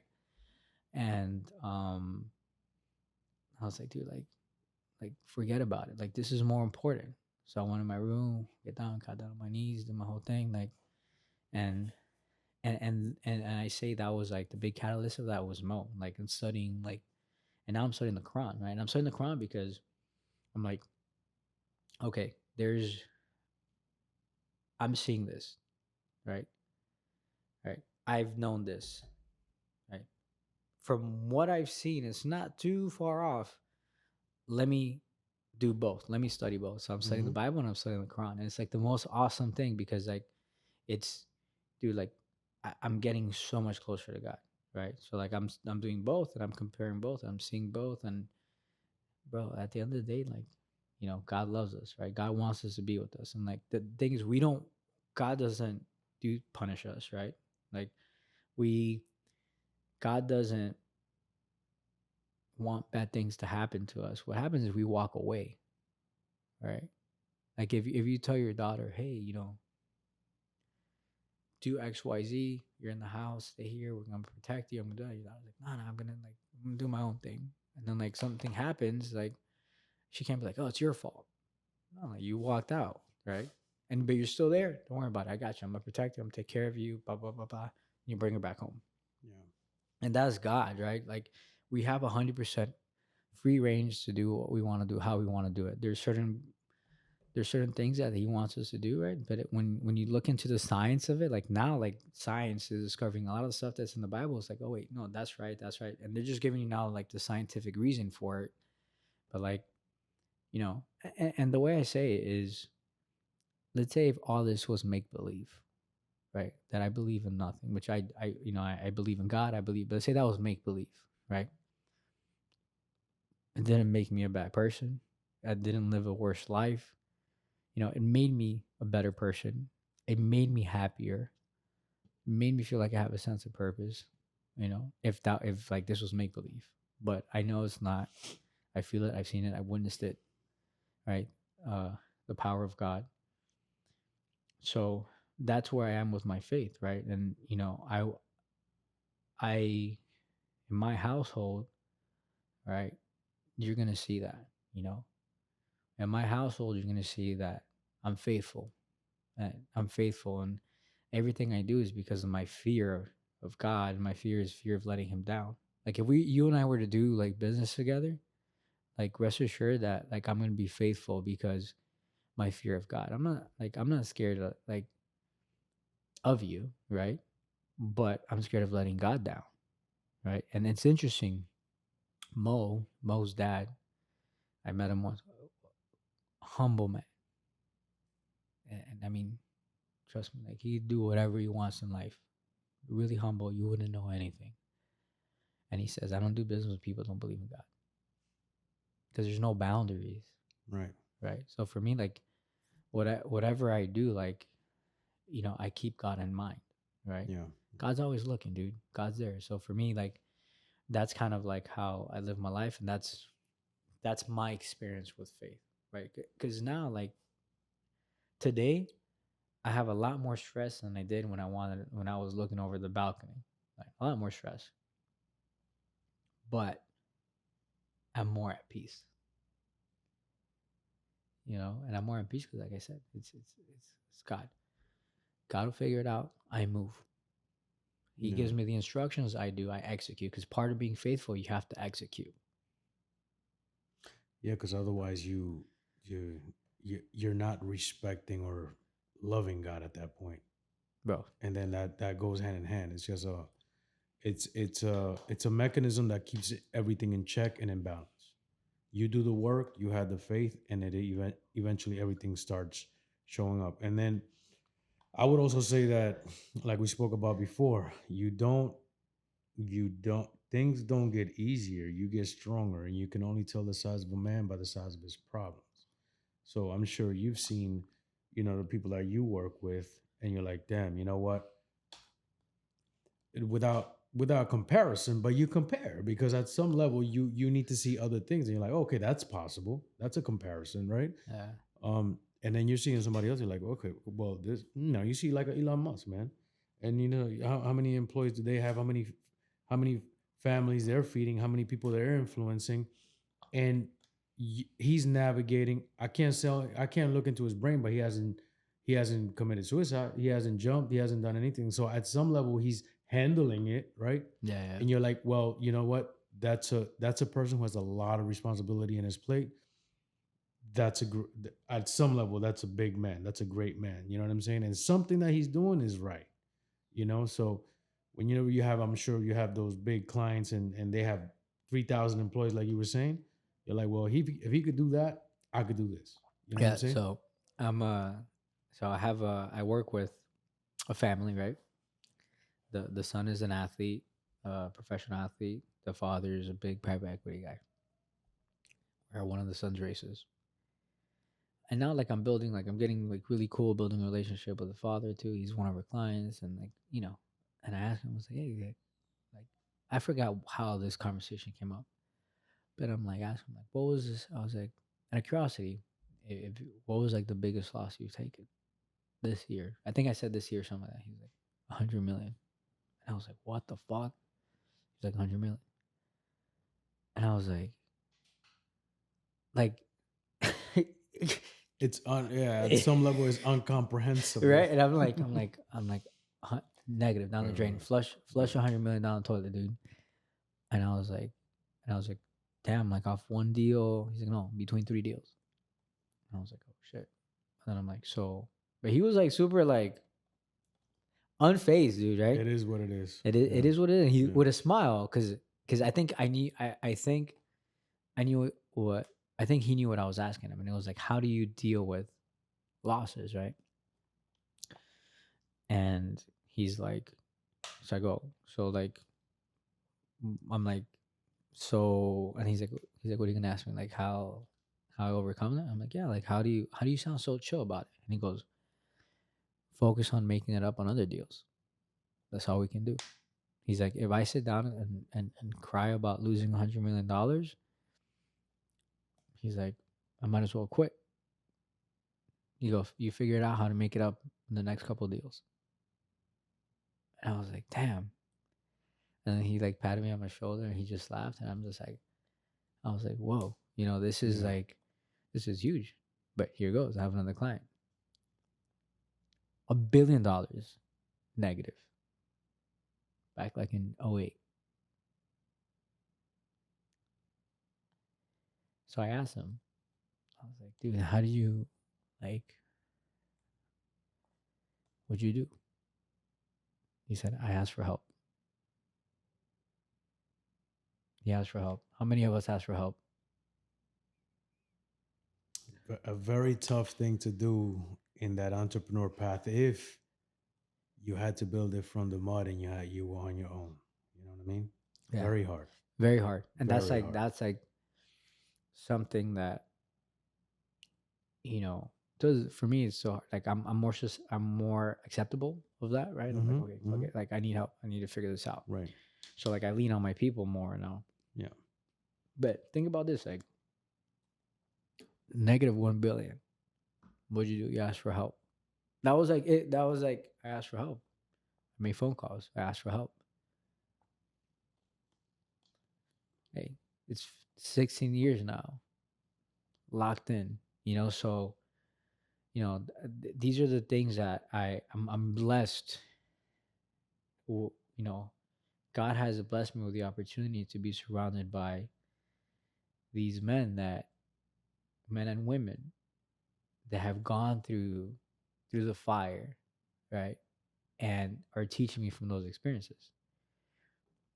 What am I going to teach my son when he's freaking out like I was freaking out?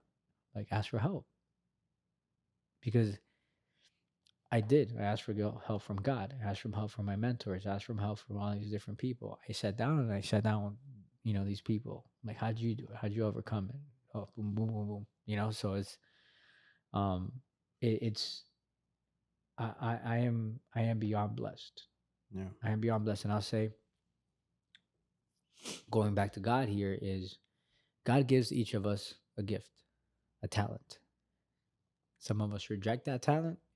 Some of us take advantage of that talent.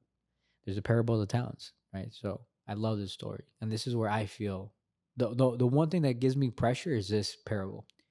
It's a master gives to one of his servants, he gives him 5 talents, coins, five talents. He gives the other one 2, and he gives another one 1, and he leaves. Right? Then he comes back. I'm shortening the parable of it. He comes back. When he comes back, the servant that he gave 5 talents, he says, Master, Master, you gave me 5 talents. I doubled it. Here's 10. So the master says, faithful servant, what I have given you have doubled. Keep it. You will now reign over your kingdom. So now this guy became a king, right? The other one goes, Master, Master, you gave me 2 talents. Here's 4. I have doubled it for you. Same thing. Boom. The third one, Master, Master, I know you to be a wicked man. Right? You're tough. The talent you gave me, I dug in the ground because I didn't want to lose. Here's 1. And he goes to the servant. You could have at least put this in the bank. I would have collected interest. You have no faith. So he kicked them out. He vanished them from the village, from the town, from the kingdom. And he gave that 1 talent to the guy that doubled to 10. So now the guy that had 10 has 11. So I say that because that's what God's gift is for us. I know for me is healing. So I got to figure out how to double this, how to impact more people, how to heal more people, right?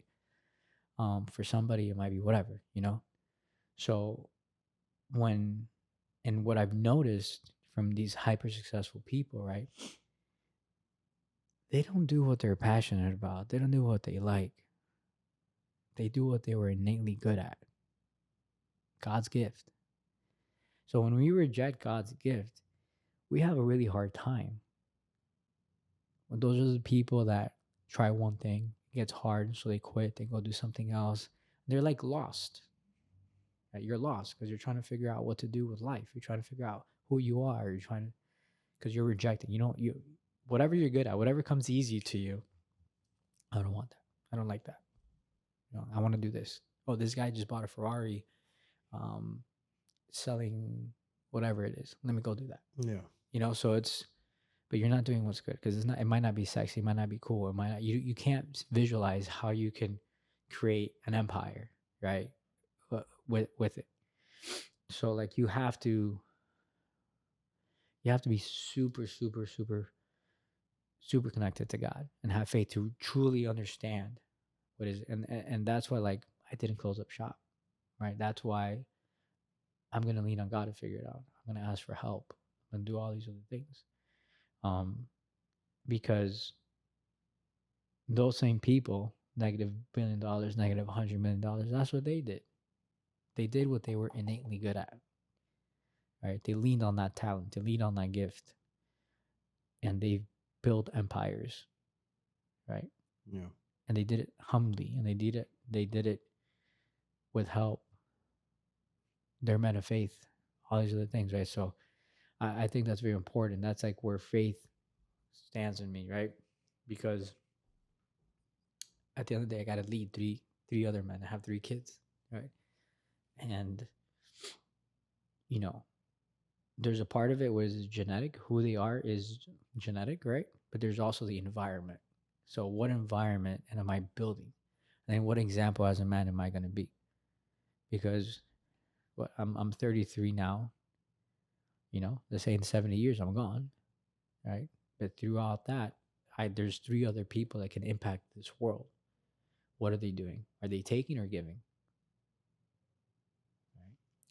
Yeah, and that's why, this conversation is the empire is the way. It's not really aimed at building an outward empire, but it's starting with the inner one. So, you build yourself from within, then as you will build outward. You know what I'm saying? And part of it is also going through tough situations, through hardship, hard work. I think all of that is important. So you don't do try not to do what you're passionate about, but get really good at putting in the work, and then you could apply that to anything else. And at some point, because passion is almost like that's what I want. It's what I want. It's what I want. but it may not be what's best. It may not be what the world needs, you know. And to me, it's important to be able to spread, I guess, the best of you to the world, impact the world as much as possible from your end, heal the world, and even this conversation heals people because they're like, oh wow, if he could do that, he was at that point. You know, it changes people's lives. Yeah, no, You know what I'm saying? 100%. You know, that's why, like, when you asked me if I was cool with talking about and sharing, 1,000%. Yeah, That's my testimony now, yeah, right? yeah, Um, you know, I don't have a crazy testimony where it's like, oh, you know, I went to jail and I, you know, came back a changed man. yeah, No, but like, you know, you know, I went through a tough time and I've gone through yeah. multiple tough times. And one time I thought about tapping out figuratively, and one time I thought about tapping out like in life, right? Right, right, So right, it's right. like, you know, but God was always there, and that's going to be important. And if I can do anything, is share the fact that like God is what has always saved me. God has always protected me. Um, and going into the like building the empire within, I always say this, you know, and I'm very selfish with me now, right? And I was kind of selfish with me, but now I'm like super selfish with me, right? And you know, and my family knows it, my friends know it. Explain that. Explain selfish with you to the to somebody like. There's nobody in my life. There's nobody more important than me. Mhm. That's what it means. There's absolutely nobody more important than me, right? Why? Okay, I love my kids. You know, my kids are, yes, you know, they're there, right? My partner there, my family, everybody, right? But in this realm, there's nobody more important than me. And I tell a lot of my clients, there's nobody more important than you, right? Because if I'm not okay mentally, physically, spiritually, if I'm not okay with God, if I'm not okay with myself, if my body's not okay, if I'm not healthy, if I'm not doing anything, what value do I bring to the table for my family? Right. How can I protect my family? How can I provide for my family? And it's not financial, it's not money, but like it's everything, right? It's everything. So how can I be that if I'm not okay? So now like I'm very selfish with me. It's like, no, I'm gonna do this. I'm gonna go exercise here. I don't care what anybody. I don't care what we got going on. I'm gonna go exercise here. I'm Yeah. gonna go do this. You know, I'm gonna go to the Vice City Beach and chill for 30 minutes. Like I'm gonna go do that. You know, I'm gonna go play paddle. Like that's like, you know, like Yeah. Yeah. okay, oh, but the kid do okay. We'll get a babysitter. Whatever. It doesn't matter. Like I there's nobody more important than me because retrospectively, if I go down, the whole fucking shit goes down, Mm-hmm. right? Yeah. But then it's the same thing for anybody, right? Like, you know, if for example, like if my dad goes down, like the whole shit, everybody's fucked, you know, like we're all fucked up. Like, you know, he's like the patriarch of the family, right? So like it's it's the same thing. And I tell everybody, nobody's more important than you. Like Yeah. we're all think about this. We're all in our own movie, right? Our own perspectives is like we see the world differently. Everybody's different, right? In your world, it's your movie. I am in your podcast, right? In my world, right? I joined a podcast. You know, so it's like this is my world, this is your world. Yeah. In each of our worlds, we're the most important person in that world. So we gotta be right by God. We gotta be right by ourselves. We gotta be right by our health. We gotta be right. So that's why I mean when I say I'm extremely selfish with myself now, you Yeah. know, and I'm not gonna let nobody like bother my energy. I'm not gonna let no dude. I already like I'm still angry at the fact that I was leaning over that balcony. Right. I'm angry at the fact that I got there. You know, it's I'm gonna hold myself responsible for getting there. I'm gonna hold myself responsible for being put in a position that and I'll say that, you know, that I allowed the enemy to whisper in my ear. Right. Right. That was me. I stepped out. I stepped out of the house. I did that, right? I decided to step out the house at midnight when I wasn't supposed to. So I got to do everything I possibly can to not get to that point again, right? And that's why I'm so selfish with myself. I'm selfish with my time. I'm selfish with what BS I want to hear. You know, like nobody's more important than me because at the end of the day, in my world, there's a lot of people that depend on me. Yeah. Yeah. Right? There are people that have invested their time, resources, everything in me. There's my kids, there's my partners, there's my family, or my friends, relationships I have, all these things. Like, you know, so I have to be okay. Yeah, right? you can't give what you don't have. 100%. You know, in the analogy, when when an airplane has an issue, when the mask come down, you try to put it to all the kids, you might die in the process. But if you put it to yourself, not just the kids, but like whoever's next to you, if you take care of yourself, then you can take care of everybody else, right? They said put the mask That's on first. yourself first. Yeah. You know, so I mean, that's just how it goes. You know, it is what it is. What does success mean to you?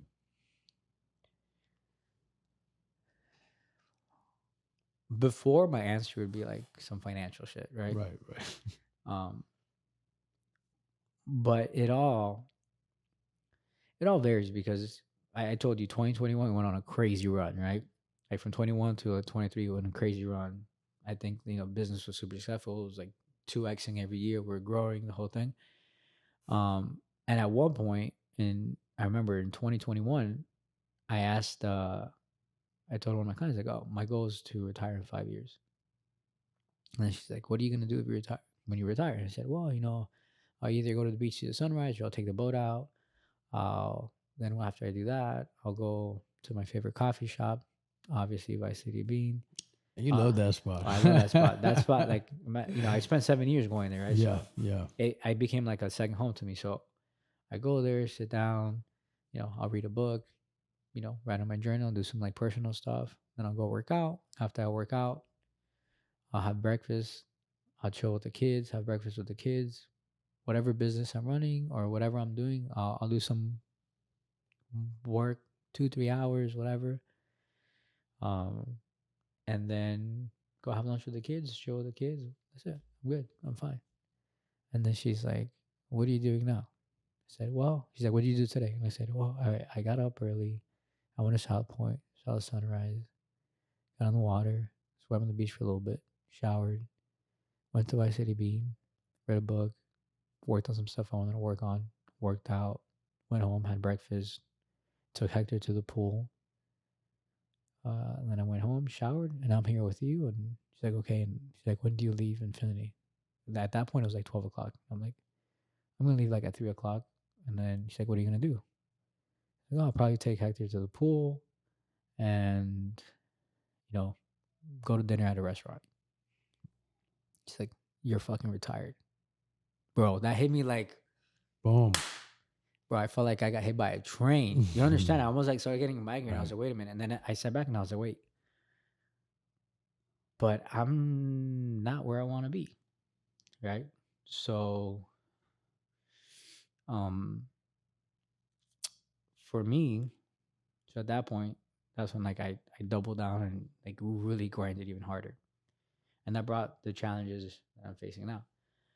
But success for me means not quitting, dude. Like, like literally, like that's what success is. Success is not quitting and being happy, regardless of the where you're at, right? And understanding that there's more to life. Like, cause like if somebody tells me like, oh, you can work really hard, but or you could be the best father, but there's only a limit. You can only see your kids till you're 18 years old, or you can only work day. That's not success, right? So for me, it's there's not a number. There's not a number. It's like I said, it's being able to find peace regardless of where you're at, right? And freedom to do whatever you want to do.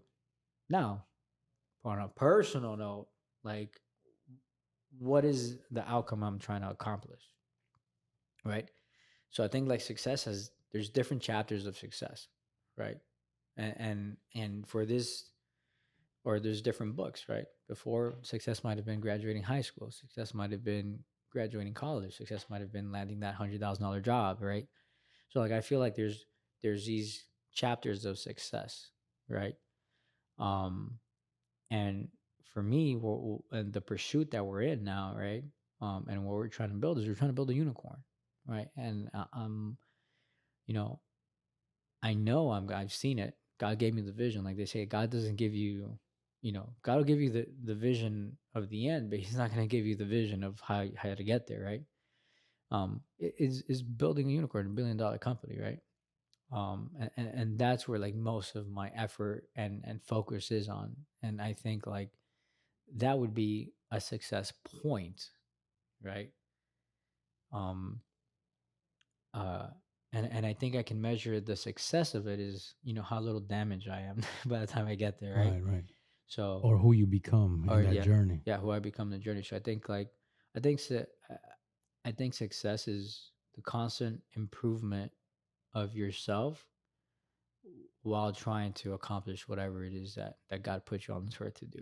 Like, success is pursuing uh the gift and purpose that God gave you. Because like if you do that, like the journey can be hectic, dude. Like it could be like when I go to Costa Rica all the time, right? To meet with one of my other mentors. Big time founder, huge founder. He lives on there. So when I go and I like going to these like super remote beaches. And I'm talking about like, dude, the road is fucked up. Like it's like dirt roads. Like if it rains, you gotta like drive through like Right. mud and sliding shit. There's like rivers coming down the mountain, like the whole thing. But when you get to that beach, wow. Holy smokes, dude.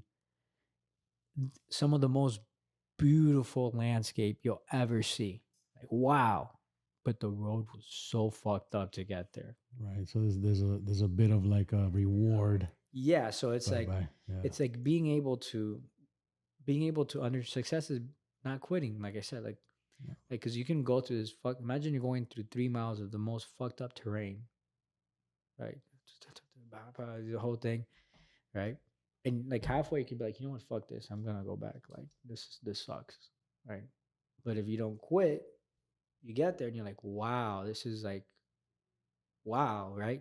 And I think that's what success is, right?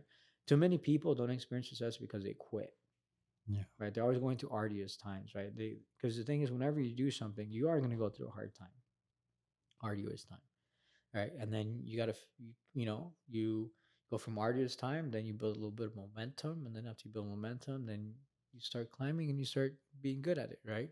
Like in anything, like when I started playing paddle, dude, I sucked, right? Now I'm pretty decent. So it's the same. But if I would have been like, oh, like I don't want to do this anymore, I'm not gonna find joy within this journey of paddle, which is my new hobby that I picked up. So I think for me that's what success is right now. Like if I had to put like like a target, right? It's getting $1 billion valuation. That's like the target, right? Um, why? And everybody's like, oh, why you be billionaires? No, it's because it's like if I've seen so many examples around me, and people have laid out like the somewhat of the blueprint for me, why not me? Why can't I do it? Right? Because I understand that when you're at that level, what kind of impact do you put in the world? You've mentioned Elon Musk a couple of times, right? It's like, how much has he impacted the world, right? Mm. It's unmeasurable. Yeah, And it's it's unmeasurable. So for me, that's what that means, right? I had somebody, you know, tell me one day, because when I sat down um, with one of my business partners, ex business partners, I'm never gonna forget this. I sit down, I'm like, dude, like we need to get this done. Like we gotta hit. This is how we're gonna hit this $1 billion valuation. Like this is how we're gonna do it. How well are we gonna execute this, right? How well are we gonna follow along the plan? What are the we don't know the challenges that we're gonna face on that, but I know this is where we need to go. Like we need to go north, right? yeah, Follow north yeah, and start. yeah. Um, so we, and then he tells me like, dude, like all you care about is money. I was like, what? Like I'm not even talking about like how much I'm going to take home or what I want to take home or what I'm going to put in my pocket. But I understand if we hit that valuation, how many people would we have had to impact to hit $1 billion valuation? Absolutely. Yeah. Right. So like, that's like look at Uber, right? How many people have, how many people do I know that can't afford a car, but they can manage 2, 3 Ubers a day to get to work a week, right? I always wanted to have a chauffeur. That's when I was a kid. I was like, you see movies a chauffeur? Mm-hmm. It's like now, like I get the opportunity, I get, Uber XL, get on the Escalade, right out, boom, boom. But then how many people that can't get a job or have had a difficult time getting a job, now can utilize your car to provide for their family. Yeah, absolutely. So you see, so like it's all about impact, right? Yeah. And yeah, there's, you know, the money will come, whatever. But the biggest thing is focus on having an impact, and that's my target. The target is $1 billion valuation, right? It's $1 billion valuation, the impact. Now, is there some financial stuff around it? But I'm not, I'm not thinking about like, when we get there, like, what would I do with the money? I don't care about that shit. Like, what I care about is that I did it. That Yeah. why? Yeah.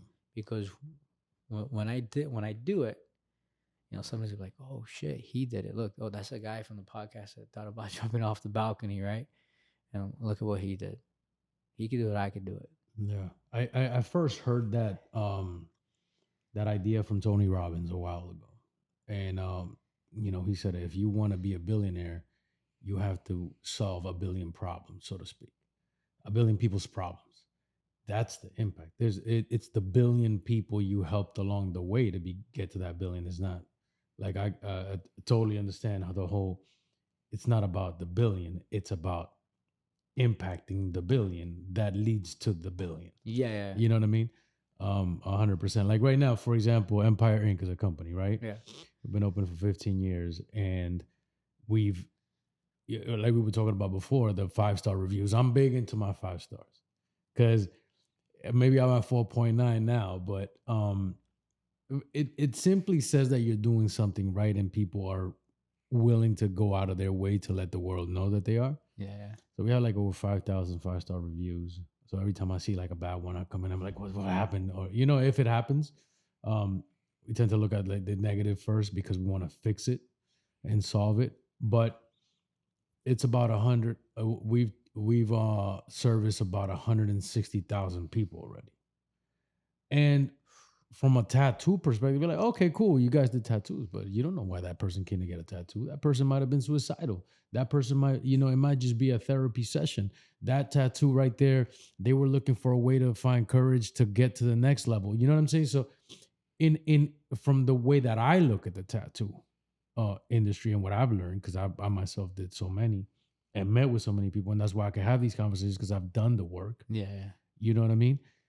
Tattoos change the world because they allow the person to commit to something for life, and that starts pivoting their mindset into whatever they're doing at the time. You know what I'm saying? So I think it's just a form of courage.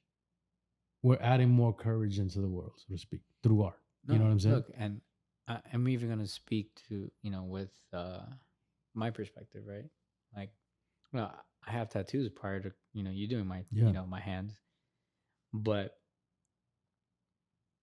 like these are like the most meaningful tattoos I have. I was gonna ask you which ones are the most meaningful, but go ahead. Yeah. So it's these two right here, and the backstory is one of my clients, massive private equity guy. They own Burger King. You name these guys are like heavy hitters, right? So this guy uber successful, just like all of our clients. That's like that's like the avatar, right? Yeah. This uber successful, massive, guys and women. For my 30th birthday, he's like, hey, I want to talk to you. I want to gift you something. So we go to my office. It's like 6 a.m. I'm in my office in the facility. And he sits down. And I sit down next to him so I have a couch in my office. So I sit down next to him on the couch. We're sitting next to it, and he pulls out a little bag, a velvet bag, and he pulls out 2 coins. He's like, look, what I'm about to give you, I gave these. So he has 3 kids, right? One kid is graduating college, and the other at that time was graduating college, and the other one was like a sophomore in college, right? And then his daughter was like at that time 6 years old. So he says he's a very stoic person. He's the one that got me into stoicism. And he's like, look, whenever any of the kids have been, or, when I find out that the mom is pregnant, I buy these 2 coins. So I've had these coins for 6 years. These are supposed to be for my daughter, but I think you can use them better now. I think you need them more. And I said, okay. So he gives me, I get the coins are in a little box. I pull a slit out. One of them says, ego is the enemy. And he's like, what do you think this means? So I tell him, I talk to him about it. He goes, okay, let me tell you what I think this is. He tells me. And then in when you in the little box, it has like a little pamphlet, and it talks about, you know, you know, the message that it's trying to relay. Yeah, so I do it with both, and he's like, you need this. He's like, you're a new father now, or you're gonna be a new father. My firstborn wasn't born yet. He's like, gonna be a new father. You've entered, a new decade of life. He's like, and from my conversations with you for the past year, I think that you're somewhat of you're a stoic person, but I think you need these two reminders in your life. So thank you, Hugum. God bless this man, right? Because he, those 2 coins, he was able to put the way I move like into like a material thing, right? Because my dad kind of like, my dad moves like he taught me a lot of this stuff. Not necessarily like stoicism. I wasn't reading Socrates when I was little, but like my dad just moved like that, Mm-hmm. and it meant a lot because then I went on a crazy run, right? And then I faced challenges and I did all these things, right? And I made little challenges. So like actually like the first challenge I faced, like after he gave me the coins, was like that time I told you I wanted to quit. So the first time I wanted to quit was like a couple months after like he gave me the coins. And then like I remember when I was crying in my office, like before I called Roger, I looked at the coins, right? And they also reminded me of God, right? The obstacle is away. Like, you got to do the hard shit. Like, it is what it is. Like, lean on God. Let's go, baby. Right. So, um, I, so now moving towards, the, throughout the year, we're going on this crazy run. And I said, I need to put this like, chat. And that's when I came to you. And I think it was 2021. No, it was Yeah, I 21. was in the other office. Yeah. Yeah, probably 3 years ago. Yeah. Yeah. Just about. Yeah. So, I got it, right? And then I also got here, which is another Stoic saying, amor fati. So it's a reminder, don't just accept your fate, but love it and learn from it, right? And that's what I've been trying to do. Like, what am I learning? Through the good and the bad, what are the lessons I'm learning?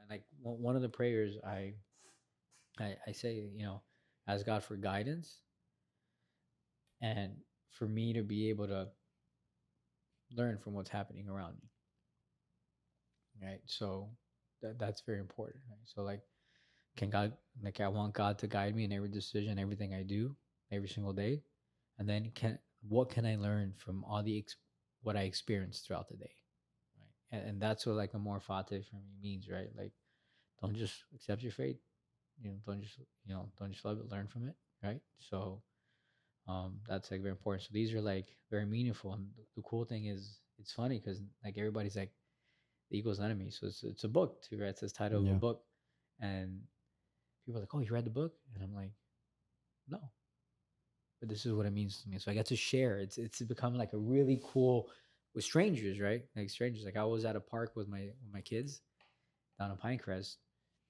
and I was I w- I was watching the kids play, and then like one of the dads there, he like looks like, "Oh, like Eagles Enemy is like a really good book," and I'm like, "Oh yeah, it's not the book, but it's." So I tell him, and he's like, "Oh," he's like, "Wow."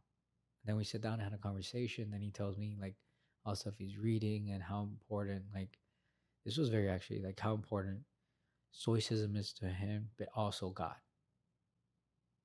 Right? And then total stranger, right? But it's my tattoos, right? Or my Yeah. and then when my clients, talking about when I talk to my clients, they always like ask me about it, and they're like, "Wow!" Like when we talk about the obstacles away. So we have certain clients sometimes that I talk to me, "How you doing?" Whatever, and then they'll be like, "Oh, this business deal is going south or whatever," and I'm like, "Dude, the obstacles away," or like they'll I know we're gonna say the obstacles away, Yeah. or sometimes they'll randomly text me. He's like, "Dude, this is, um, I'm going through a hard time, and I thought about your tattoo, and just want to let you know." So Yeah. like these are like That's great. yeah. So this is like very meaningful for me. This is like these are the most meaningful tattoos I have, right? These, and I have very like every tattoo I have is like there's a deep meaning behind it. It takes me a long time to be like, okay, I'm gonna get a tattoo, right? Yeah. I think I have like I got sleeve here.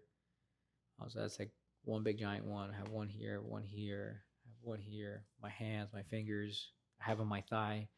So like they're all very meaningful, and they're all just constant reminders, like to myself. Yeah. Yeah. Really, they're reminders to myself. Um, and I'll tell you why. Because every time I talk about them, right, or somebody asks me about them, Hmm. it's when I've needed to hear it the most. You relive it. Huh? Yeah, it's and I told this to somebody. So like I'm not as active on social media. I got to get back on it now. But I remember like in 2021, I was like, every morning I'd say something, whatever. I talk about it, whatever. And then somebody like sends me a DM, like, dude, I love like listening to your stuff. Like I loved it. That same day, like somebody else, another client was like, dude, I needed to hear that. Somebody else, and I go, and then I messaged them all, and I was like, dude, the funny thing is that like I'm hearing this again after I posted the stories or the post, whatever, and I needed to hear that. Right. I go, I think when I grab the phone and record a video, it's not for the world. I think it's like God wanted me to talk. Like that's how God spoke to me. Like I say it, and then I heard it, and I was like, there it is. I needed to hear that. So like, so for me, like I tell people, like whatever I post, I don't post for you guys. Like I understood that like if I'm inspired to say something, right, it's because I needed to hear it. And that's what my tattoos have become. My tattoos have become um the inspiration for myself, right? But it also has become a very unique way to like meet with people and like share, right? How share God, share my beliefs, share these things, right? So, I mean, despite the fact that they're in my hands and they look kind of, a little ghetto, right? I wouldn't say ghetto. It looks. I would say and somewhat aggressive, but confident. Because in order to tattoo your hands, in the tattoo world, we say when you tattoo your hands, your neck, your face, you cross over to the other side because you're fully committed, man. Yeah, You're yeah, living. yeah. You're living your what you believe you are. This is the inner you outward. Yeah, yeah, yeah. You know what I'm saying? And it allows me to share, and it's Yeah. an expression. I was at a conference. I was at a conference back in December, and I you know my business coach was running the conference. He had me like get on stage and talk on the microphone, and I talked whatever. That was one day. And another day, he had me like share a little bit of like that dark time because I was just getting out of it, right? So I Mhm. was like sharing. I'm like, look, I'm here, guys. This is what I've been going through. I'm like, and and then I'm also like sharing like what I do for work and the business and all that stuff. And then I'm talking to a gentleman, and he's like, man.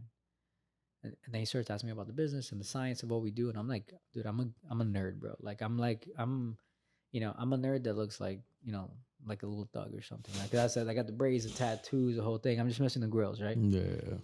Very technical with your stuff. Yeah. And he's like, dude, has anybody ever thought you're not as smart as you are? And I'm like, why? No, because like, look, you got the tattoos, the Right, hair, the right, whole thing, like. And I go, um, yeah, you. right. And he freaked Yeah. out. But that's just like I think it also like it adds to this persona, right? I Yeah. think it's the fact that you can be who you want to be, right? Or be you, not who you want to be, baby. You can be you, right? And 100% fool who you are, and still be a badass motherfucker and whatever it is, right? Yeah. Like I'll tell you, like in what we do and what I do, like dude, like I like, I'm not like I'm not plastered all over like social media and everything like that because I don't need to now like we do because now like we're gonna be doing some big moves, but I don't need to look at the clients that we work with, dude. Yeah. So like I don't need to, but so anyways, I say that to say like I am beyond confident in my capabilities, my intellect, my technicalities, all that stuff. So it does create like somewhat of an edge for me, and I like it. I like that Yeah. edgy, like, Yeah. one of my so one of Alvin's friends, one of Alvin's best friends, he Alvin was talking to him about me. He's like, dude, he told me the story. He told me the story, like, this was like a couple months ago. He's like, yeah, dude, Alvin was like, we're on the phone, and I was on the phone with Alvin's friend. I was like, yeah, man, like he was telling me like about what you guys do and what you do, and Hector this and Hector that, and Infinity this and this and that. And he's like, dude, like who the fuck is this guy? He so he's like, dude, I have to go. I have to go to Infinity. So I remember that one day Alvin was there, and he's like, yo, my boy's gonna pull up. Like, all right, cool, cool. So he pulls up, and he's just there, just watching and talking, whatever. So now fast forward 2 years, 2.5, 3 years later, I'm on the phone with him like a couple months ago. He's like, yeah, dude, I thought I was gonna like, you know, pull up on some like old white dude with like glasses and shit, Right, and I right. pull up and you're fucking in Jordans and you're fucking all tatted in your braids and Right. the whole nine. And then he's like, bro, you look like you belong in the street, like, and I'm like, and he's like, and he was like, dude, I fucking love that. He's like, that's like as genuine as you can be. Like you can be all that, right? But then you can also be smart, intellectual, and be like very technical and like all this stuff. And that's kind of like that's who I am, right? Like, and I like that. And I like being, I love being, what's the word? Um, Unassuming. I like being the most unassuming motherfucker in the room, right? Like that is my favorite. That is like my superpower, I was gonna say that. That's a superpower, man. dude. That's like Yeah. I love that. That's like, I go to conferences like health or business, whatever, and I'm just there. I'm like a dude tatted up, whatever. Probably, dude, what's this guy doing here? We're like studying like about like paint science and neuroscience, and who's Yeah. super unassuming, bro. I open my mouth and talk like it's different, impactful, right? So that's that's that's what I like, and I feel like my tattoos are somewhat of that persona, because that's like who I've always been. So like I'm a very quiet dude. I'm quiet. I'm low key. I'm in the corner. I'm watching. I'm observing. Right. So like if you don't know me, like you know, at least the tattoos can tell you a little bit about who I am. Yeah. And that's what it is. The tattoos are like the trailer. This is like, you know, read them, watch them. Just like that guy in the park, right? He's like, oh, dude, like he was like, oh, this is like a stoic brother here. He's like, let me talk to him, let me chop it up with him. End up being some like uber successful tech guy, right? So like, and I learned a lot from him. So that's what it means. And I think what you do is definitely like providing a sense of, like you said, like a courage, right? It's like courage to be who you truly are. Because unless it's a drunk tattoo, like in the middle of the night, you want to get like whatever, right? But if it's like something that you're like, okay, what does this like? It has a meaning. I think that's powerful. For me, that's what it is. That's why we're pending a tattoo. I send you the That we are. right. We gotta Yeah. get. Yeah. Well, we could do a collab on the tattoo as well. We do something really cool. Yeah. So and for me that means something now, right? Like the two I want to get, right? It's the two tigers with the tails intertwined, the infinity symbol. So like my baby, our company, it's infinity, so you have the infinity symbol, but the tigers represent for me, right? I know they mean something in that Asian culture, but for me, I look at nature. Like nature doesn't lie, biology doesn't lie, God is perfect, right? Tigers aren't rolling around in a wolf pack like a wolf pack. You know what I'm saying? I have the whole wolf pack here tatted up right here. I have the whole wolf thing. It's a representative that you need people around you, right? You need a wolf pack to help you get to where you want to get. But dog, sometimes you got to do tiger moves. You know what I'm saying? It's a reminder that you got to do tiger moves. You gotta go in the shadows, dog, and you got to put in the work, and you gotta go hunt on your own, right? It's a reminder. So and that's what this past year has been for me, right? Yeah, I leaned on people, I asked for help and everything like that, but like I had to save myself from the darkness where I was at. right? And the way I saved myself was I had to lean back on God. I had to find my way back to God. So that was my journey, my tiger journey, right? I had to do this shit on my own. Nobody's gonna pray for me. I mean, people pray for me, but nobody's gonna like say the prayer for me, Yeah. right? I have to pray. I have to put in the work. I have to exercise being faithful. I gotta do the action, right? We have to make the execution, and that's like that's a tiger, right? So for me, that's what like I've been thinking about this tiger thing for bro since I got this the wolf sleeve here. I've been thinking about the tiger, and like one day I was just like, dog, like let me see, let me, I need this. Like this is like that is the medal for this journey that I had, right? Because the tiger got me to build what I built. I mean, the wolf got me to build what I built, right? Over the past decade. But you know, the the shit that saved this 10 years was I had to become a tiger, Yeah. right? So I had to like morph into that. Um and I don't recognize myself anymore. I don't know who I was 10 years ago. I can't like if I saw myself 10 years ago, I can't recognize that person anymore. And I'm not saying it's a bad thing. Like for me it's not a sad thing. But it's um and I was saying this to Roger. I was like, dude, bro, 2 years ago I can't recognize myself. I feel like I'm a completely different person. Completely different person. Today from even last year. Like what I'm telling you, like the story of the balcony, the whole thing, the losing all the money, everything. I don't I can't say that was it happened to me, but I can't say that was me. Because today this is a different person here. I'm a completely different person. I learned from it, right? And I had to morph into something else. And I'm in the age of the tiger right now for me, right? It's like I gotta execute. I'm hunting low key in the grass, right? Like I'm, you know, the wolves they're wild. They're barking, woo, and going, they killed the buffalo, right? But now I need to get shit done, right? Yeah. So like I'm look at and that's where I am in life. Like I went from having all these employees, and like I'm rocking with a team of 5. Solid. Let's go to work. Like, you know, in my household, like I said, I've become extremely selfish with myself, right? Nobody's more important than me. Like these are the things because now like I got to become a tiger. Like I'm in the age of the tiger. So and if a lot of people that know me know like I want to be a ghost, dude. I don't care about like oh look that's Hector. Bro. I don't want you. I don't want nobody to know who I am. You know, so I want nobody to know who I am. You know, and I help a lot of people, and a lot of those people that I help are not don't even know where that help came from. That's how like I move.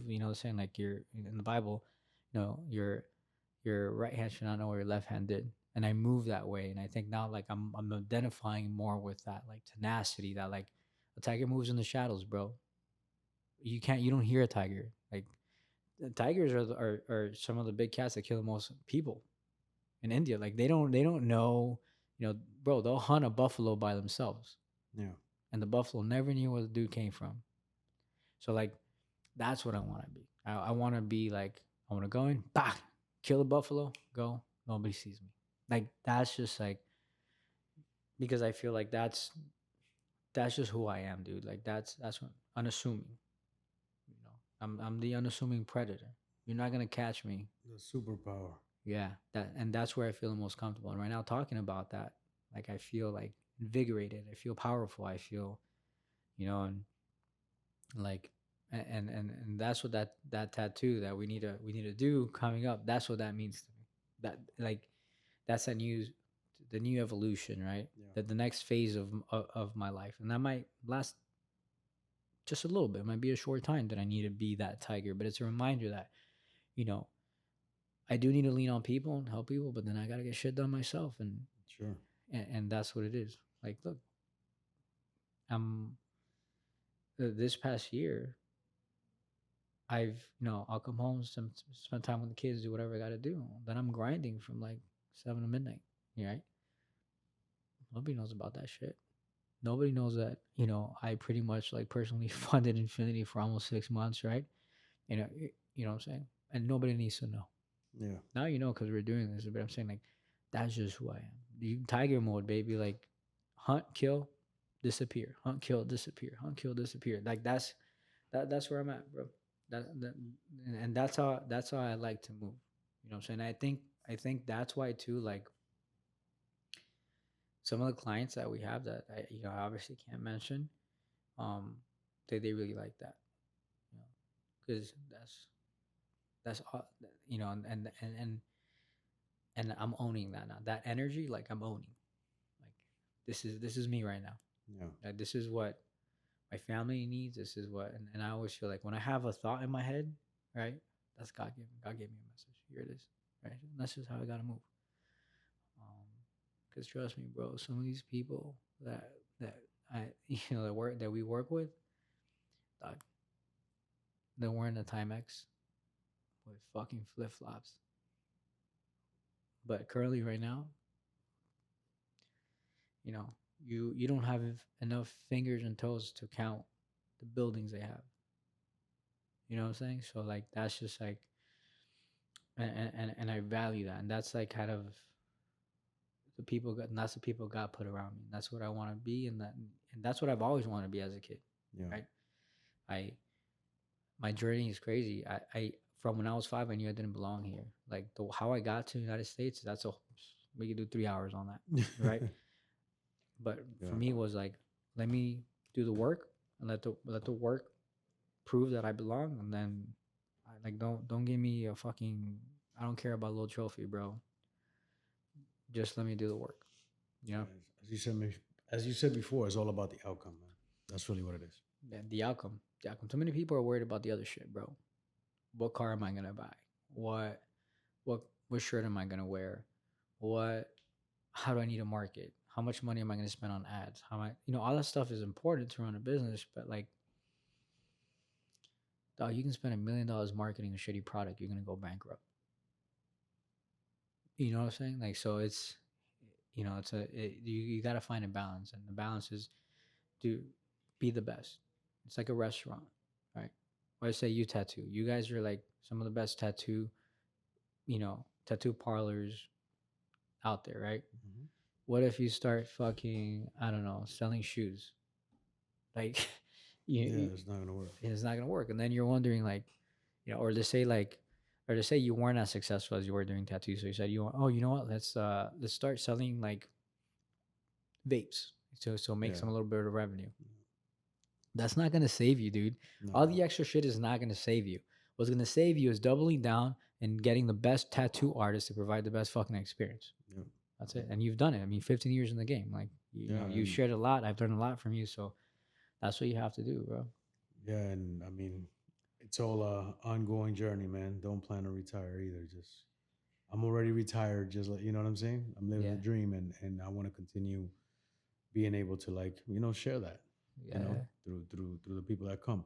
And I think we could do this all day, all night. Obviously, I would love to get, like, like, continue the conversation, because there's a couple of things that we didn't even touch on this one. But I know you're, without saying too much of your plans, I know you have new locations, different things like that coming. So I would love to get you in back when that next phase is coming through. Let's say the time for the tiger, the new locations, stuff like that. We could have a different conversation and touch on a few things that I didn't touch on this time. Oh, no, Sounds 1,000%. good. 1,000%. I think the tiger's been you know walking through the bamboo forest, and is I'm about to pounce. So we're about to hunt that Cool. buffalo right now. Cool. So I I would love definitely, to see that. yeah, I'm really excited. Right, I've been, even like Roger's like, dude, like you've been like super MIA. Like nobody knows shit about you right now. Right now, like nobody knows what any Right, move right, I'm doing right, right right, now. right. So I'm there, right? I'm Yeah, creeping. yeah, yeah, I'm yeah. creeping, but you know, I'm I'm I'm really excited, like Good. right now, like I'm salivating. You Good. feel me? Like, Yeah, yeah, yeah. You're so ready. You're it's, ready to pounce, like yeah, you yeah, said. yeah, Yeah, yeah. for I'm, sure. ready to pounce. I'm super excited. Um, and we'll continue from there. So Sounds yeah, good. I would love to be back. You know, hopefully be back with a new tattoo. You know, talk about it. Yeah, yeah, and add on to the story, man. Yeah, and add on to the story because, like, what you know, the gift that you gave me with tattooing, like this, helped me go on the crazy run that I did, and even like get to this point, right? Because every time I pray, I have to look down on these guys, right? And you gifted that to me, so like I want to thank you for that. I appreciate it, brother, and I put my heart and soul into the tattoos that I do. I remember every single one, and there's always a reason. So, Yeah. you know, that's for me. That's what I did for a long time, and that's what I think allowed me to get to this point.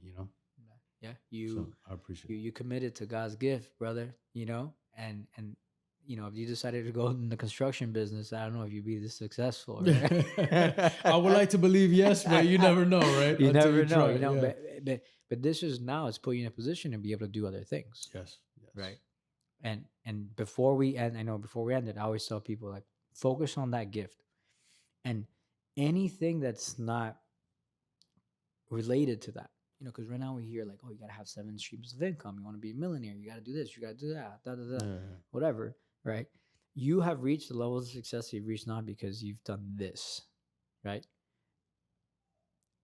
Mark Zuckerberg has reached his level of success because he did Facebook. He didn't do anything else. He wasn't flipping homes. You know what I'm saying? He wasn't day trading. He wasn't doing anything. So anything that takes away your attention, even by 1 degree, right, over a prolonged period of time, if you get on an airplane, right, and they say we got to get from this point to this point, so we got to be 30 degrees this way. If you move it 31 degrees, you're going to end up in a whole different place. Absolutely. So like that's super important. So just like you have to stay focused. The main thing, keep the main thing, the main thing, the main thing, the main thing. Like, and I know it's tough sometimes. Don't look right and left. Don't look right and left. Because your boy might have been flipped 3 homes and now he's riding a Lambo. Now you want that shit. So you look that way. And now you lost 10 years of your life. Right. Yeah. So it's so real, man. But, again, we're going to have to make this we're going to come back another time. We'll get the tigers on the video. Yeah. And then we'll check out the next story that's coming up. And I can't wait to see what your next evolution is going to be like. Yeah, for sure. Appreciate it, brother. My brother, thank you so much. I appreciate you being here. Thank you. And if you guys got any value, you already know. Today, Hector teaching us about, just pretty much the Infinity Delta, new coming up. Get your longevity up, man. If you learn anything from today's clips, anything special, share the video. And where could people find you just so, you know what I'm saying? I could, put your information out there too. Yeah, so hit on my personal IG because a lot of the changes are going to be coming from there for the time. So it's coach_HM. That's where I'm going to be dedicating a lot more of my resources and communications through that platform. Yeah. Because like I said, there's going to be changes. So that's going to be like the constant, right? So coach_HM, that's the IG. You can also find our websites are not up yet, but they will be up. It'll be infinitydelta.io. So infinitydelta.io, that's going to be the HQ and digital mainframe for what we're going to be doing. So you can find us there. Depending on the timing of when this launches, they might be live, they might not be live. But coach_HM at IG, and then on the interwebs, infinitydelta.io. Cool. So we'll put that on the screen for you, man, on the YouTube. Yeah. And obviously, let you guys know if are you taking any new clients yourself personally, or right now it's just kind of like it's a wait mode till you get. Myself personally, I started doing this about 3 years ago, like limit the amount of people like I personally work with. Right now, what I'm doing is I'm kind of buffering depending on the case by case, right? Yeah. So if it's a difficult case or something that like I need to get on, I need to God put me to do it, I'll jump on it. Yeah. If not, then they're working with the team, and I'm overseeing everything else. So definitely, depending on the case, like I would handle Like if somebody's dealing with like chronic issue or something like that, like I'll jump on that case. Everything else, you know, if it's not that dire, then you know the team is taking care of it. Gotcha. Well, thanks again, brother. And as we always say, all day, every day, empire is the way.